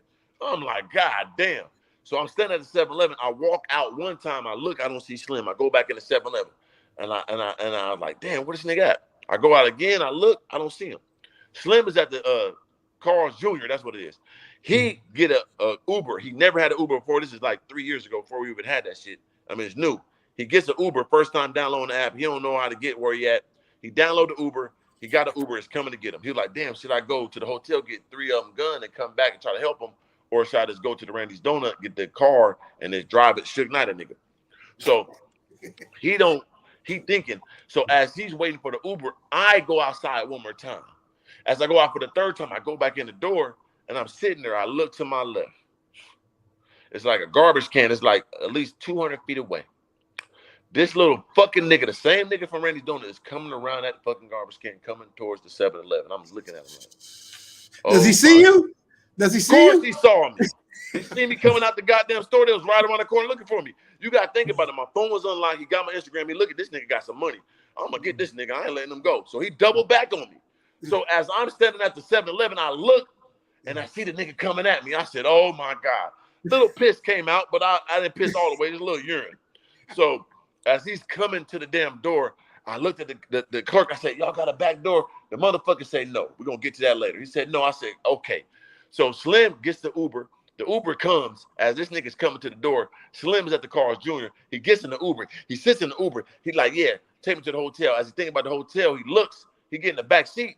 It's 2 other people in the car and the driver. So you're like, what the fuck is going on? Like, this nigga unprofessional. Little did he know, this nigga got the Uber carpool. So I'm over here looking, the nigga coming to get me. This nigga in the Uber carpool got to drop off 2 motherfuckers before he even get to help me. And this nigga's coming to the door. So by the time he get to the door, Slim over there in a damn carpool, sitting like this. This nigga come to the door. I look, I see him. He look at me in my eyes. He grab the door. I grab the door. So people is on YouTube, Google Mr. Organic Fight Shoots Robber. It comes up, it's documented. So people see the video starts at 7-Eleven. They think I'm stopping the nigga from robbing 7-Eleven. Fuck 7-Eleven. Nigga, I'm saving my life.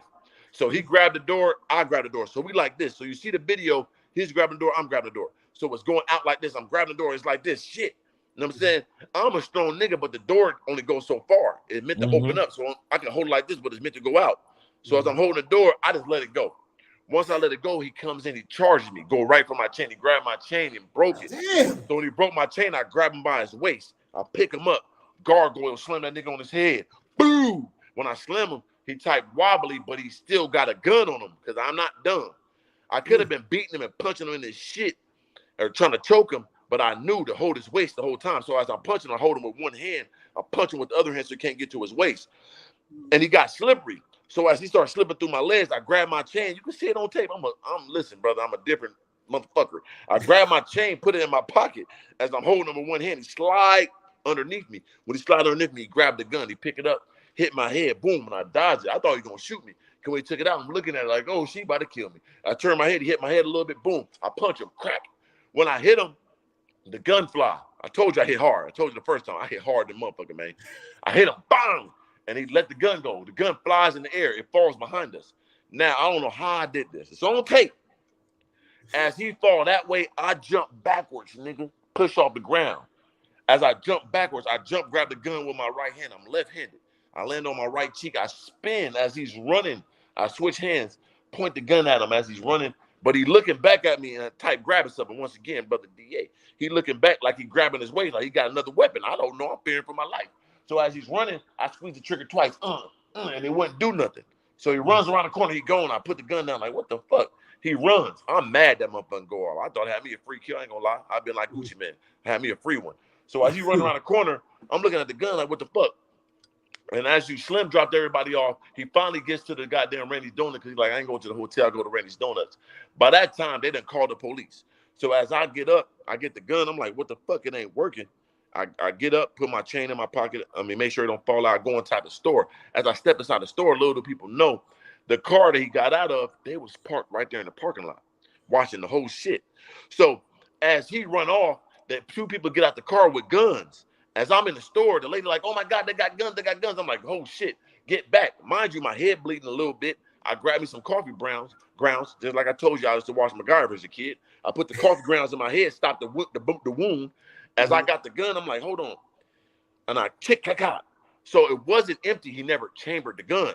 So then I chambered it like, ooh, this motherfucker worked. Now we in the game.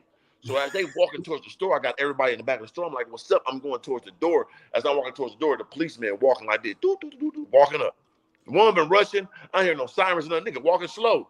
So as I'm coming to the door, them 2 dudes turn around real quick, jump in the car. He come to me. I'm like, boom, I got head bleeding, white beater all ripped. I'm like, hey, nigga, put the gun down, nigga. I could have got killed by them cracker motherfuckers. So I put the gun down like, hey, brother, I'm the victim. Take this gun that they shit, brother. I don't know. Them niggas drive off. And as I'm sitting there, they asking me like, okay, who did it? Well, I'm like, I don't know. I'm still a nigga. I used to rob and do shit to a lot of people, brother. I made it out, thank God. So I'm like, I don't even know how to tell on the nigga. So like the nigga, one dude ran off, the 2 dudes got in the car. They pulled the car over because the lady's like, oh, they in that car. So they put him over at Randy's Donuts. Slim just getting to Randy's Donuts. He jumped in the truck trying to go. They stop him like, hey, freeze. They on his day. He like, hey, motherfucker, got to do with it. He like, who are you with? He's like, tall, bald head nigga. He like, okay, yeah, he over at 7-Eleven. So as I'm regrouping and shit, they try to take me over there and see the guys in the car. They pulled them over, but I'm like, man, they had nothing to do with it. I let them slide. I should have went to the car like, go get some of them white people, motherfucker. You fucking with niggas. Get your goddamn ass out of it. But I'm like, no, they had nothing to do with it. I let them go. If I saw the other nigga who really put a gun on me, I don't know how I did to him. But they drove off. They let him go. As I go back to the 7-Eleven, like I said, Slim is in the truck. They guide him to me. He come over to me. I got a little blood. He's like, what happened? I'm like, nigga, we good. We need the tape. I need that tape, baby. I came out on top. He's looking at me like, nigga, please, you bleeding and shit. You know what I'm saying? I went into the thing, and this is what I'm saying. So then I go in, I finally go in there. I'm like, hey, we need to get cop. They see the tape, they see everything happen. Like, man, you cold, bro. You need to join it first. I'm like, man, I'm cool. He's like, man, that your fight and flight kicked in. You came on top. I'm like, yeah, thank God. So I'm like, but I need the tape. They're like, okay, go back there. You can get it. I'm like, back where? It's a back room back there. You lying niggas. So I go back to like, man, it's a whole little room. I could have went back there, closed the door, put my feet on the door, and there's niggas laying there stiff. Nigga lied to me. So I go in, and it's all on the tape too. You can see on the tape that it's a back room. We go to the back room. I'm looking at the video, and that's when it also part of the video. I look at the whole shit. You see me punt, you see me cackle him, see me spin, try to shoot him. It's all on tape. So yeah, it came out on top, man. It was a crazy experience. It's like a movie, dog. Because you got the perspective of me always having my gun, me leaving my gun, me with Slim. You got the perspective of him. He probably was getting put on to be in a gang or something. He got to try to rob somebody. So you got to know what his life was like. You know what I'm saying? And then you got to see me take the gun from me running. Like, it was a crazy day. And that whole day I told him I did not want to go there. And I put my gun up because I know I'd have shot the nigga as soon as he put it out. He wasn't ready. So you got to think about it. His gun wasn't chambered. I always keep one in the head. I would have aired it. And that'd been some whole other shit. You see what I'm saying? So it's a movie. But anyway, came out on top. God was on my side. God was on his side. You know what I'm saying? It's definitely PTSD because now I live out here. And it's just like, I know these niggas do shit in broad daylight. I'm a big, vicious nigga. They tried me. So I know anybody can get it. So anybody can get it. Anybody can get it, boy. Anybody can they get don't give a damn out here. I'm telling you, bro. It was 2 p.m., guys. Want to know, in front of everybody, mad white people in line and all that. Nigga didn't care. I'm like, damn, brother. They don't understand LA politics. These white folks here, brother. Oh, they don't care. They don't care. I got to tell you, man. If that shit wasn't on video, I would not believe. Man, that shit sounds so crazy. Ain't it crazy? I would call cap. Because it just sounds too unreal. And the thing about it is, only thing that's not on camera is me running and shit. People like, it's not real. I'm like, nigga, the embarrassing part of me running is not on tape. the part that you see me fighting and shit is on tape. So what am I capping about? I gave y'all the embarrassing part. I had to run the first time. You know what I'm saying? Shit. The part that's on tape is me punching the nigga, beating him up, taking his gun, trying to shoot him. That's all on there. But thank God. But end of the day, people always ask me too, like, man, did you get your donut? I did. I got to the hotel, ate the donut. Motherfucker was good. And on top of that, you know, it's PG-13, but I got me a nice slice of pussy that night too. All praise the Most High. There you go. There you go. There you go. There you go. There we go. That's a Left great my life, a viral video, a good donut, and a nice slice of ass. You can't beat that. Okay. All praise the Most High, baby. Doesn't get any better than that. I got to give a shout out to Wendy Ruiz, man. We got a female. Like most of my viewers, I got 97% men. Shout out to you, Wendy. She said, "Does he stop to take a breath?" No, he doesn't. You gotta know I've been waiting for this for my whole life to goddamn just be me. So I enjoy every second of this shit, man. This shit is easy. I go nonstop. I used to live stream for 7 hours straight, talk like this, and it was my doing it for a living. Day. This ain't nothing. This is a blessing, brother. You see my bed, motherfucker? I'm blessed. Yes, sir. Yes, sir. So we about to end it, man. Let me just say this, man, Mr. Organic, man. This is a great time, bro. I hope this is the beginning of a friendship with us. Definitely want to get your math when we finish. Yes, I'm gonna send you that mixtape too for you to get down to in your Lamborghini, not Ferrari. Yeah, and, I got Lamborghini Aventador. I got a Lamborghini Urus, and I got the Rolls Royce Don. See, look at just watched the video, looking very staged to me. See what I'm saying? Like, people are slow, man. Why the fuck would I stage some shit like that? You see what I'm saying? Like, these motherfuckers are, man, God bless these peasant brain fools. You know? That's what that is. Wendy's multitasking. She got time to hate. She got time to comment. She got time to watch the video. Yeah, they weirdos. Like, look at her picture, though. Look at her neck. Like, you see what I'm saying? Like, look at me. I ain't gonna talk bad about Wendy. And then look at her. Of course you're gonna hate. Look at your life. You know what I'm saying? Like, stop it. Why I'm gonna stage that, man? What that do for my life? That ain't do nothing for my life. I got PTSD. I'm traumatized. I got guns all around this motherfucker, man. I got to live in the hills of Malibu. Like, nigga, this shit ain't away. Just to keep. Hey, you know what Jay-Z said in his rap, and I know you'll understand this, Organic. He said, "If I shoot you, I'm brainless. If you shoot me, you famous." And that's what I got to deal with all the time. Like, who do it? You know what I'm saying? Like, you got to think, brother, at all times. They got so much nothing to lose. I got so much to lose. I got to think for them and me. Yeah. Absolutely. Absolutely. What's the other one Jay-Z said? What did he say? Damn. There's another one, good one too. He said, you argue with a fool, people from a distance can't tell who is who. Ooh, that's a good one. Facts. Oh, that's what he said. He said it's hard not to kill Negroes. I mean, it's like a full-time job not to kill. That's a fact, bro. Like, you get people so dumb, you be right in their face like you have no understanding of the love of a human standing in front of you. Yeah. But I mean, God bless you, brother. Like, you know what I'm saying? Like,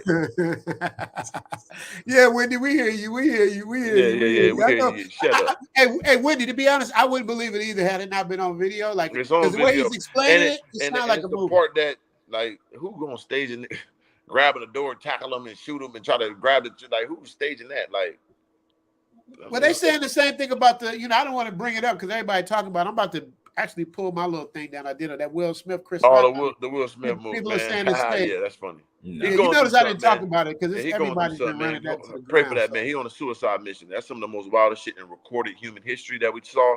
So something really going on with that brother, and God bless him. You know what I'm saying? Because that's like, come on, ain't nobody doing Oscars anywhere. No one's doing. And you're Will Smith. That's Chris Rock, $200 million nigga. Something is good, boy. Leave that man alone, boy. He ready to die and kill. You know what I'm saying? I tell people, think he a punk. Will is not a punk. No, he ain't got no time to be playing, man. Quick. But that goes to people be trolling and playing too much. Leave people alone, boy. I don't play with nobody. I think everybody got the capability of doing something to you. I'm not and I'm a ferocious guy, but I'm not no fool. The biggest people get killed by the smallest people. The most ferocious people get killed by the lamest, weakest people. I leave everybody alone. Leave me alone. I ain't got. God bless you. I done made it this far, man. You got it. I don't want no problems, man. Right. Because you'll never know what somebody going through, bro. Like, smack a nigga on the Oscars. Man, Chris Rock, man, come. that's the most legendary slap in recorded history, brother. Like, by yeah. He said you're gonna find that on hieroglyphics. You're gonna see it on hieroglyphics. That's gonna be how the aliens saw that shit. Like, on the caves of Africa. The Will Smith character we made doing. Zerdar was like, yeah, you know what I'm saying? Right, yeah, right. That was insane, bro. I don't know how. Organic, how would you have handled that? How would you have handled it if you was up to get? Wait, let me set it up. Don't even talk yet, Organic. Let me set it up. Organic done worked his whole life from the beats, from the streets of Carbondale, Illinois, and San Diego. Organic financed his own movie with his YouTube money. Did it about the real streets. Movie called Something You Would Never Believe. He does it. It breaks all kind of records. And now Mr. Organic is about to collect his award. And he talk about my wife, huh? And he talking about your wife. He talking about, well, you wouldn't be married. We got to make it a little better. See, that's what I'm saying, though, because I wouldn't. I'm gonna make it better. I'm gonna make it better. One of your worst trollers. My wife cheat fuck young niggas on. I ain't even gonna care. No. One of your worst trollers. And you know who he is. And he's trolling me at my highest point, huh? But see, me, I'm more of a tactical guy. So I'm gonna set my award. I'm gonna thank him. I'm gonna see the world gonna see us be cool. No, you ain't let me finish. Okay. You ain't let me finish the setup. I gotta finish the setup. You get your award, and the troller runs up on you as you're accepting your award. The troller, you know him, he know you. All his hating done come to a head now. You said when I see you was on, he don't even have the respect to let you finish your thing, and he runs up on you in the middle of your speech. What you gonna do? At this time, I'll probably be on another level of understanding with I'm gonna have some Ninja Gaiden type Kung Fu man, security man with me. And so by the time he get there, I'm gonna get that wink to him, and they gonna probably break his neck. Like, you know what I'm saying? They gonna be well taken care of. So by the time he get to me and he in my face, he definitely ain't gonna touch me. I'm gonna wink that eye, and somebody gonna take care of him. Man, hopefully I had a sniper in that motherfucker to knock his goddamn noodles out. Hopefully, you know what I'm saying? He'll be taking care of his family, both taking care of forever. But hopefully I will have me you know what I'm saying, a Rambo type nigga in the Raptors. You know what I mean? And knock his noodles out. Because I'm not touching nobody. I'm 200 million. I got too many. Sniper seat filler. I'm not touching sniper seat filler. But definitely, somebody play with me. They might touch me, but they will be touched worse than I've been touched in their life. But they, you know what I mean? For sure. I'm not touching nobody when I get to big bags, but somebody will be there to take care of that for me. For sure. Right. I'm not engaged in that war. Like I said, if it was me, I would have been cool. Oh, that was funny, brother. Backstage, somebody gonna bend him in half. You know what I'm saying? He won't even see it coming. I'm gonna shake his hand. It's gonna be a cue. Hey, brother, when I get back there, I'm gonna shake his hand. When you grab his fucking neck, you choke him till his eyes pop out. So because we want to be cool. I don't want no soon. You gotta be tactical. Soon I come to, what's up, brother? That was a funny joke talking about my wife, boy. Nigga, slam on the damn neck. Goddamn, somebody help him get an ambulance. What happened? You have a seizure. Help him, please. Help him. He all right? That's funny. My friend. I heard you. My neck. Y'all heard me say my friend. Yeah, my buddy. Hey, do y'all see how calculated organic is? Y'all see how calculated organic is? Y'all better leave this man alone, man. He's calculated. I didn't make it this long for no reason, brother. Man. That's right. He's calculated. That's right, man. Speaking of category 1977, Mr. Organic, when you gonna hook Zoom to Thailand up with Fresh and Fit? Oh yeah, you definitely to be on. Oh, you do, because you got a different experience with the women's out there. They'll love that though. Man, let me tell you something, man. It's like, you know, I was rocking with them for a minute, man. I mean, you know, I got to roll. I'm black first. You know what I mean? That thing kind of took me back. But I sent in a super chat, and then I said, y'all need to try. This is before he made the comment, the short dude. And I sent in a super chat. And I said, y'all got to check out Zoom to Thailand. And he was like, oh, man, it's too many something about lady boys or something. And I was like, come on. It is a lot of them out there, but you know what I'm saying? But they got them in L.A. Hell yeah. It's a lot in San Francisco. They got them in Colombia. They got them here. Everywhere. You're right, boy. You got to be careful, boy. Like, you be trying to DM the bitch, you go through it. Got them here in Colombia all day moving fast. And you'll go through, you be like, oh, my nigga, what the fuck did I just do? Please, God, don't goddamn. I did that a few times in my life. Everybody done did it. We know it. You be like, hold on. God damn it. You know what I'm saying? You got to be careful. It coming a mile away because I don't drink either like that. So I know in human flesh, but you know you be on Instagram moving quick. When back in the day, I used to be thirsty, but I used to be going in on bitches shit. You be like, nigga, what the fuck did I just? You got to be careful, man. In this world, for real nigga shit, man. But yeah, then my guys and that black stuff. One of my first episodes out there, we had all black panel with the black girls, and we talked about that shit. And we had some understanding, like they ran with it and had fun with it. But in the day, they not really like that against black women. They just doing that for the pub or whatever. But episode I was on, we had all black girls. We talked about black women and all that shit. It's a difference between black hood bitches and eloquent black women. There is no better woman in the world than a top level black woman. But and you said that. Then I said that. Yeah, you like said the bottom that, dweller ones, like I told them, it's this real nigga shit, and y'all all gonna agree with me. I'm gonna fuck me a bottom barrel white bitch than a bottom barrel black bitch. This is how it goes. We're gonna take that one quicker, like you know what I'm saying? This one, hood rat, I'm cool. I'll take the little trailer park. I'll knock that down. Organic. You said it way funnier. Y'all please find that episode. Oh, I said it way better. The gold shirt, the gold hat. I went crazy. Yeah, I went crazy. I told her to go. You know what you said? You said, what? You want me to knock down your daughter, your sister, your wife? Oh, yeah, that's real, though.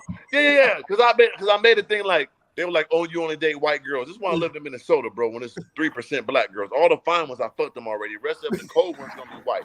Now, on top of that, I am a nigga that's out here just having sex. I am not finna be with you. I'm a single guy. And I'm a good maneuverer and talker. I'm a finesser. So you want me to fuck your sister? Why are you so concerned with me fucking black bitch? Don't you want to hold them in high regards? I'm not. I'm fucking everybody. So like, why are you so concerned? You want me to do that to your mom, your sister? Let me do that to this. And when I'm ready to settle down, I circle back and get me a black woman like I did. I told them I was going to do that, and my girl was black, and I did that when I calmed down. You didn't want me to have them then. I'm just going to fuck them and send them on their way. Leave them heartbroken and probably get in them pockets. So why you should want me to go over there? Like, stupid motherfucker, man. Yeah, that is true. I did say that. That's when I fell in love with your interview style. Because the way that was real. That was some cold shit. Because it's real. You know what I'm saying? Organic. I bullshit you not. I can show you on my phone. I was literally writing down the shit you were saying, like the quotes. I was writing down the shit you were saying. You was hitting it so hard. I was like, and it was off the top. Oh, because I lived it. I lived this shit. Like all that shit about like when girls be like, okay, I'm gonna come over, but we're not doing nothing. Nigga, you know goddamn well what I want to do. You know what we're gonna do, but I can't say, yeah, you come over, baby, I'm gonna eat that pussy. You gotta be like, nah, we're just gonna watch a little Netflix and I got some milkshakes made for us. So you get in here, that dick coming out, baby. And that's my whole objective. If it don't happen, cool. But my objective for sure, what I want to do. But I can't tell you. They want us to lie to them. No, I don't want to do that. Why would you think that? I just want to have a friendly conversation in person. Like, you just got to play the game. They don't want reality, man.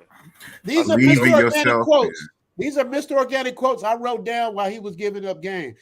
Organic said, when God is working, the devil is working. You remember saying that? Yeah, that's true. You said, what comes with good shit comes the bullshit. That's another thing you said. Man, that's true, bro. Never give up and never give a fuck. You can't be caring what people think, man, and don't give up. That's what they want you to do, and they caring so much, they ain't gonna do nothing to help you. So why you give a fuck about their thoughts? Believe in yourself like you believe in God. We all know that. I got the shirt on right now, man. That's absolutely. I'm moving with a purpose, so the haters can't stop me. How can they stop me? God made me this way. You think I'm getting all these blessings if I'm not the one that's supposed to be enjoying them? They can't stop this. Am I capping Organic? Those are your quotes, right? And that's from the seed, brother. That's pure shit from the. They ain't even no thinking involved. That just coming straight off the motherfucking cerebellum.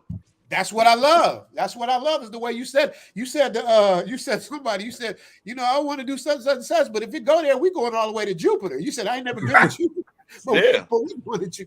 Yeah, we're gonna go. I use that one too. Yeah, I don't want no problems with nobody, bro. I'm gonna avoid it with all costs. But if I gotta go there,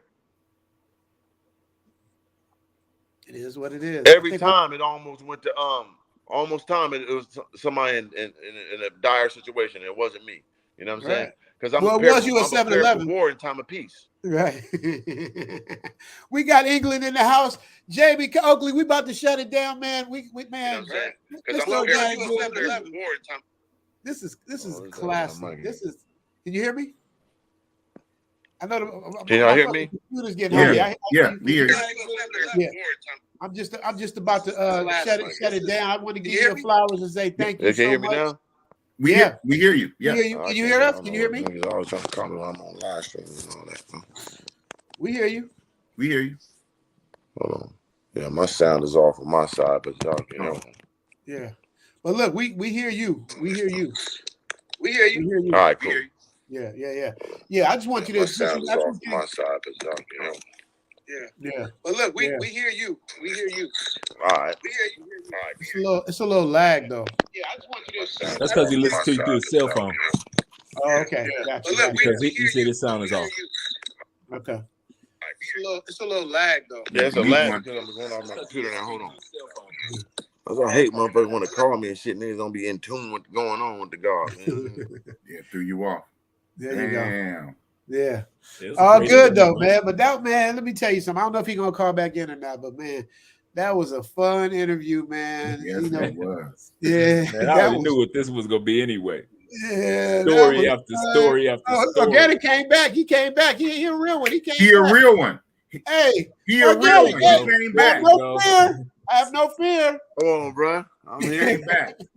You know what I'm saying? I'm here to the gargoyle. We here, gargoyled up, man. Hey, I'm here, man.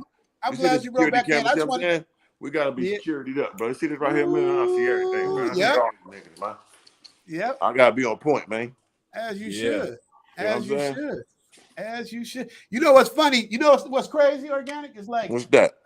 It's like it's nighttime where you at, right? Right. But look what I got going on. That's crazy. It's like a whole nother day. It's Tuesday morning out here. And you in Colombia, you said, right? No, yeah, Dre's in Colombia. Yeah, I'm in Man, Cali, why Colombia. you go to Colombia? That's cold. Oh man, I've been living here for 5 years, brother. Just well, like you, living man. like a king. I had to go after my goals, go after my dreams, man. And I've been living a better life here and accomplishing more goals here than I ever did sitting in somebody's cubicle in the States. I bet you was, bro. Hold on, let me go out here, man, so there's some understanding. Oh, man.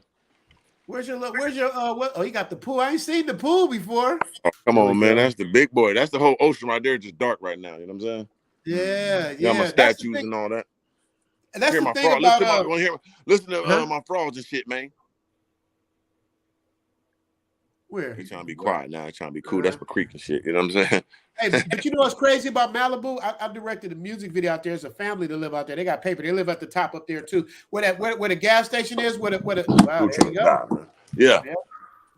You know where that 76 gas station at the bottom? I live up the hill from that. That's where they live up the hill from that. Yeah. And his neighbors. Ooh. Real king God shit. There we go. This is what happens when you believe in yourself. You work hard, motherfucker. You live in a big old mansion in Malibu. You know what I'm saying? Cathedral ceilings and shit. Look, I sent my gargoyle signal up there for a motherfucker, man. There we go. I got. What's that nigga named Harambe right there? Stephanie. You understand me? Niggas be playing with me, man. Going after new goals. This the new goal, man. We work hard. Motherfucker, the merch you got merch in this motherfucker, man. From the sea, they hating on me. Nigga, that boy worked hard. Nigga was in the basement. Nigga, I need some merch. You know what I'm saying? Got books and shit. All that nigga got about to count the coloring book for the kids. Stop playing with me, man. Niggas gotta stop it, huh? That nigga got products. You want some beard? I got the beard. You think I make nothing for the beard? There we go. Me, man. Niggas got me misconstrued off.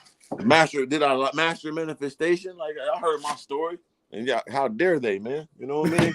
Niggas is blasphemous. You know what I'm saying? They blasphemers. I know the word. That's what we call it. Oh yeah. You know what I'm saying? Hold on, man. We walk chandeliers, man. Them limestone, man.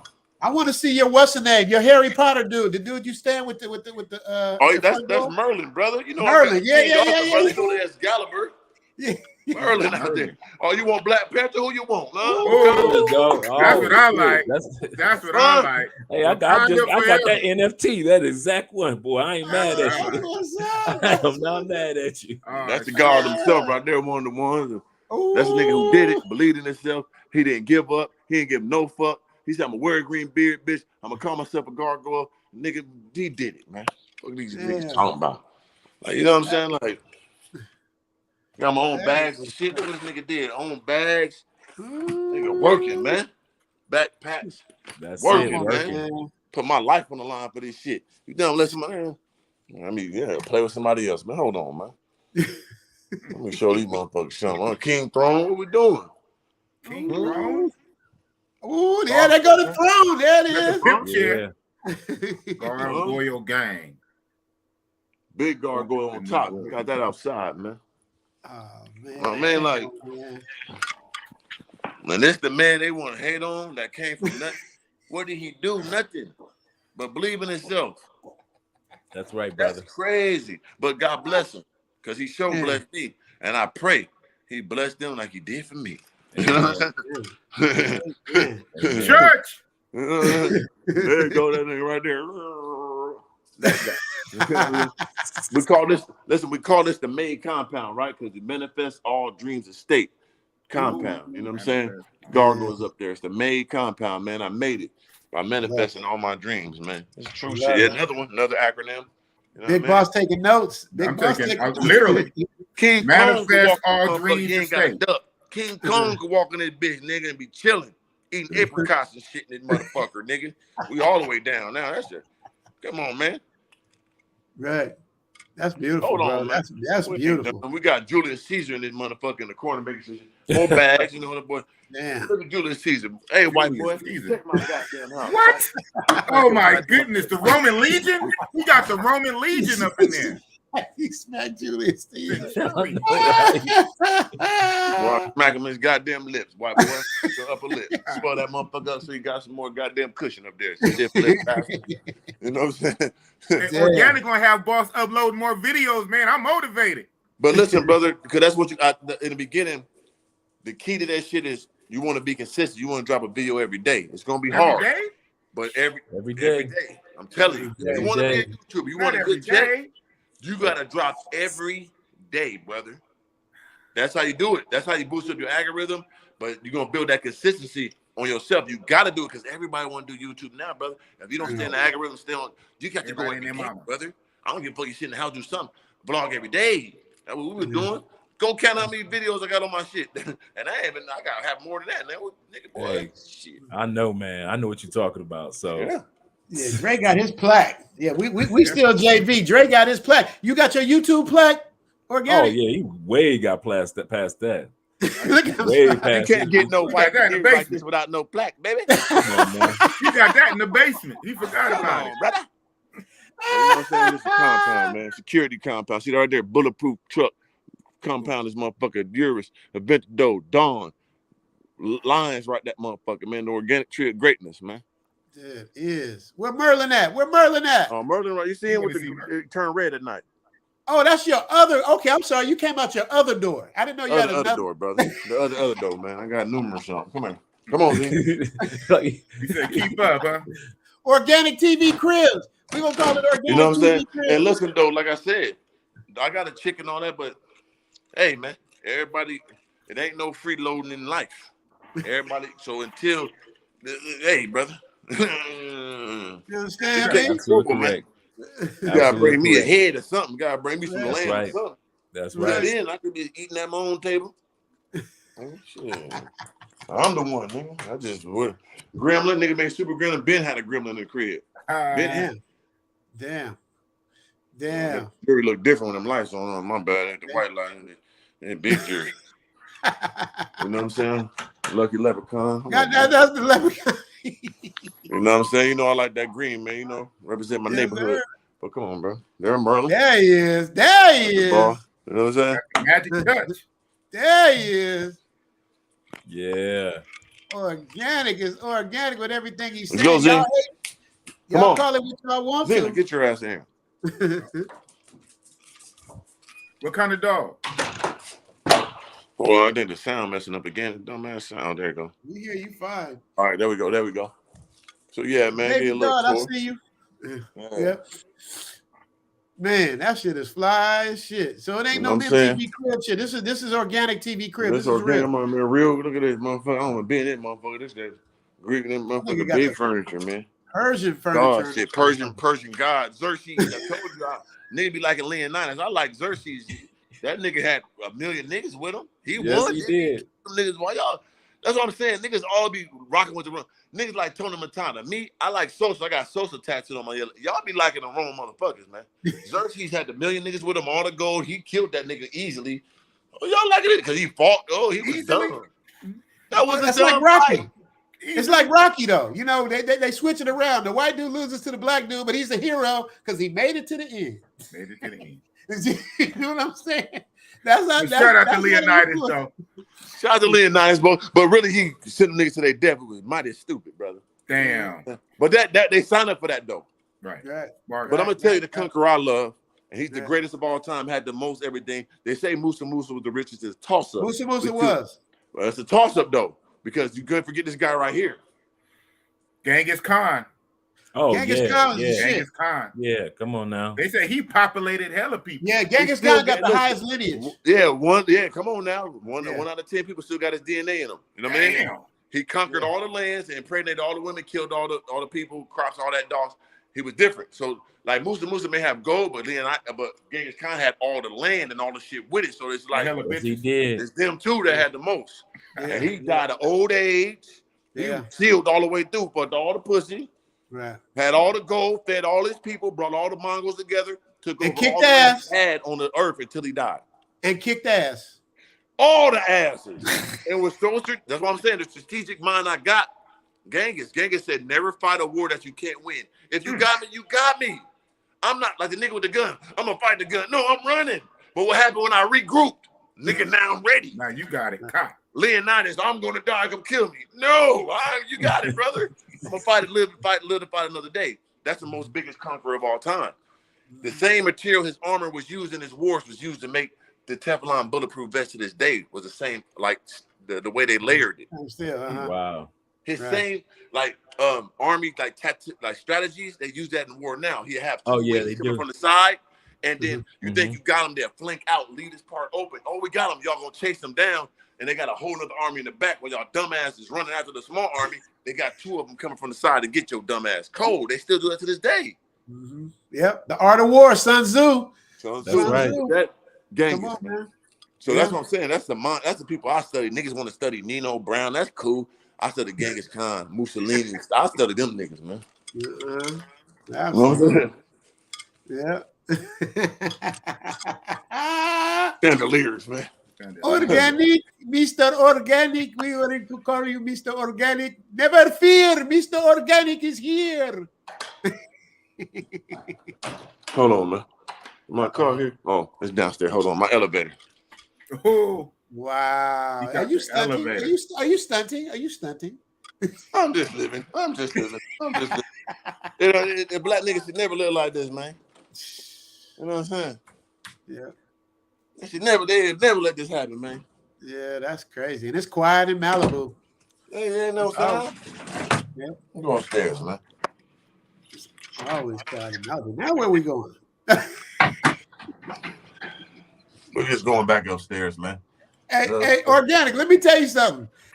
What you don't understand, you doing that in LA, in California. Can you imagine what you would do out here in Thailand? I'll be Genghis Khan. He'll take over. Oh my God. This in Thailand is crazy. I'll be Genghis Khan in Thailand. Populate the whole country, make a whole motherfucking organic island out there. Shit, me. Big boss be one of your generals. Right. Oh, for sure. I'll populate that whole motherfucking that whole little town, man. Definitely have an organic city. Organic, I'm gonna tell you, you gotta hit Brazil though. You'll love Brazil. I heard about Brazil, brother. Oh yeah. Yeah, you'll love Brazil. We'll be there in a couple of weeks. So, real boy. Yeah. Brazil is like, it's black girl bodies with Thailand attitudes. Brother, I know, and they love niggas. They love hip hop culture. I done ran a couple of them motherfuckers before. Like I met some Brazilian dudes when I played ball. They were dressing like niggas, wearing jewelry, gold. Tell me, why y'all look like that? They said the women, man, they love hip hop, man. They love black guys. Hey, but I'll tell you one thing. Don't go out there with all that shit on you got there in Brazil. I'll be dead. No. Yeah, you don't. DR too, like a DR nigga. I had nothing on. Yeah, you don't need it. That's the beautiful thing. You don't need none of that. Don't need that. That's too much. Yeah, here I tell you, man, shorts and tank tops is the dress code. It's too much. You don't need all that. Yeah, they gonna kill you, and they should. It's third world country. Why you even playing like that? Yeah, it ain't worth it. Tub and all that. You good. That's so true. Scarface tub with the windows. You get butt naked and stand up in the windows and say, "I have no fear." Yeah, I wish it was the daytime because it's the full ocean back there. It opened up like you see it on the blogs and shit. Right. Opened up, full ocean, like. Yeah, it's beautiful. It's and organic. Tell them the truth. How peaceful is that feeling? You can't get no more peace, bro. Like I say, every day I wake up, every time I just be in this motherfucker, I like being by myself. So I'll be sitting here. I'm telling you, like, I'm living within a dream, in a dream. So, you know, like, if you in a dream, you be like, damn, am I dreaming? That's how I feel all the time. Like, is this real? Because, damn, I'm winning in this motherfucker. I know that. It got to be a dream. No, it's real. Then I go outside, I'll be like, no way. What the fuck? Yeah. Huh? Yeah. And then it keep happening every day, like. Yeah. And then I get crazy partnerships and deals and people know me and want to do stuff with me. I'm like, this shit really happened. Like, right. Hey, Fresh and Fit dropped the bag on you to come out there, didn't they? Hey, brother. Shout out to my guy, Fresh and Fit, man. They're my brother. I heard they dropped the bag. But they can afford it, huh? I'm a businessman first and foremost. You know what I'm saying? I come from nothing. Absolutely. I know. I understand what my presence is, you know what I'm saying? Like what I bring to the table, and then it's genuine. Like, you know what I mean? And I always work with people that need to be worked with, but you know I'm worth a lot with my personality and the presence I bring. And like even this conversation 5 years from now, this shit gonna be timeless. They're gonna go back and look at this interview like, man, this nigga was going crazy. And I know what I bring. And like I know too, for 5 years now, I'm gonna be so much more bigger. They don't remember like, damn, he was on that platform. It's going down the history. I'm looking to the future. I know what I am. I know where I'm going. So yeah, you just gotta know that. People, it ain't what you worth, it's always what you negotiate. But always move accordingly, move with some integrity. You know what I'm saying? Always move with integrity, man. So that's what absolutely. Absolutely. And that was what I was worried about. You know, I was worried like, man, is he gonna come through? Man, you came through it more and with flashing colors, man. I appreciate it. Anybody wants to do business with this man, he's a straight businessman. He does what he say, keeps his word, he does his thing. Thank you. You know, it's like people be weird, bro. Like in this day and age, to keep it real with you, like a motherfucker could do what we doing on this thing right now. And this is how it happens. It happens all the time. Like we could be cool talking and doing all this. And then I get off the phone, I get off the Zoom with you, and then 2 weeks later, you be like, man, Mr. Organic, he was a fraud. He did this and that, took this from me, he made it. People do that shit all the time. You be like, nigga, I was out my way cool with you, nigga. It was a problem. Happens a few times. I be like, man, this world is crazy, bro. Yeah. Crazy. And that's the beautiful thing about it, because you got there's no cap. We got it all here. You did everything you said you was gonna do, man. And I really more. And more. We going exactly because you're the first. Hey, Organic, you're the first person I interviewed I didn't know or didn't have a plug. Like Big Boss has been my plug to some of the people. I met Dre. He plugged me with Ace Live, and it's like, you know, I've had people like that, but never somebody I just blind. Zena, get there. Came through. Go. I appreciate that again. I got to give a quick shout out to my boy T. Bought Me Fuki. Now let me tell you about this dude, man. He's like my little brother. We grew up in church together, literally. His brother works with Lil Wayne. I can't really give him no names because my dude is doing life right now.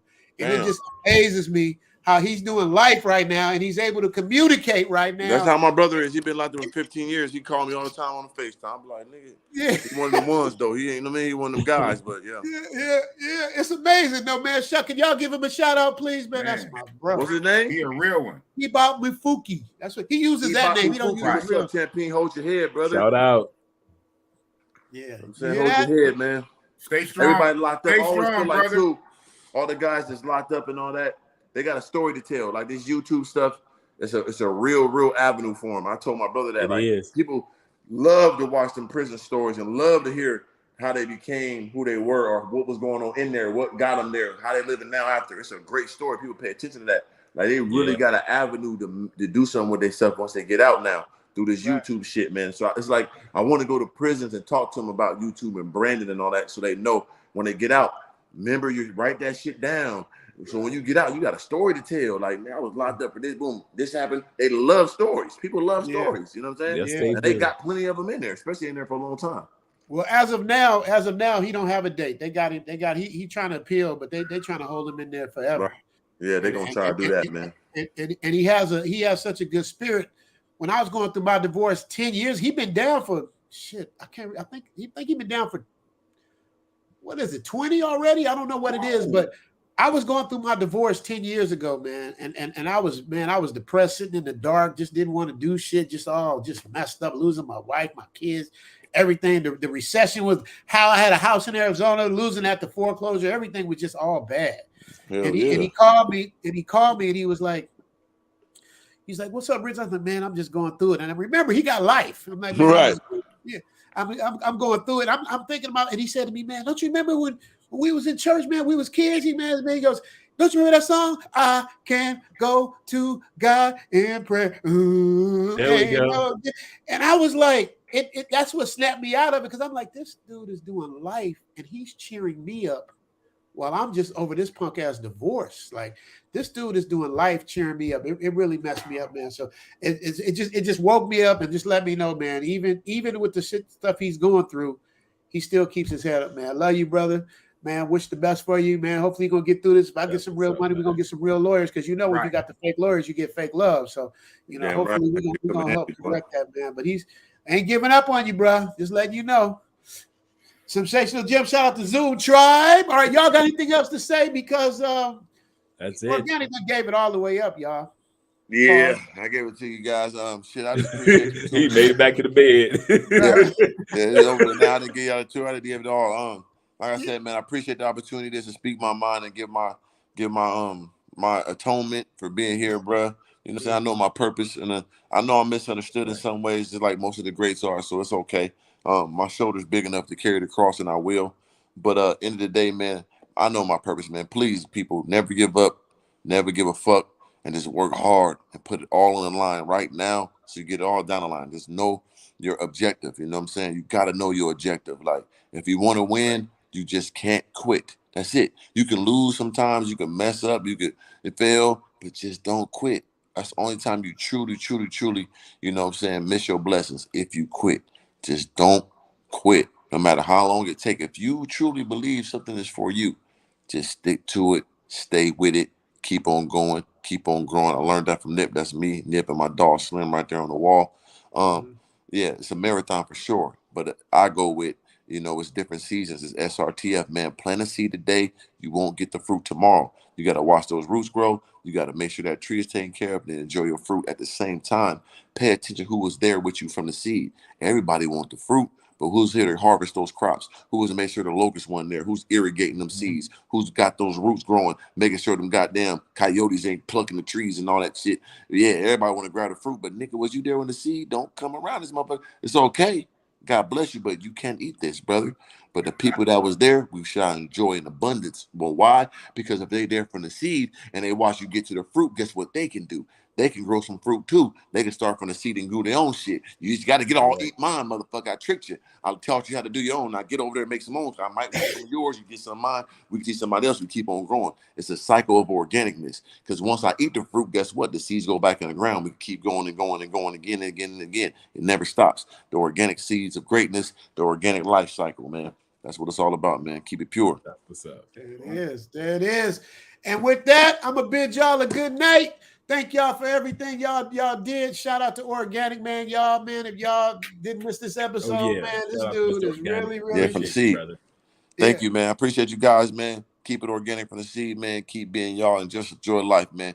Live like your ass died yesterday and you woke up and you couldn't believe you're alive. Live like that. That's how I do it. That's like, right. I'm alive. That's right. I'm up again. I thought I was gone. Yep. I'm at it every day. You know what I'm and saying? speaking of gone, we gone. All right. Theme music. Zoom to Thailand, hope you coming too. Richie Mack, travel OG with celebrity interviews. Get your passport, let's go. This is what you need for show. Brothers in Thailand and bikini babes at the beach. If you need more, he got it popping. Caddy of the day, we golfing. Really ain't a better option. Time to travel, like, subscribe, and leave a comment. Let's connect. Richie Mack, yeah, we steady vibing. Take a journey, let's get moving, cause we zooming right to Thailand. Hey, Richie Mack, travel OG, let's go. Oh yeah, in the broadcast.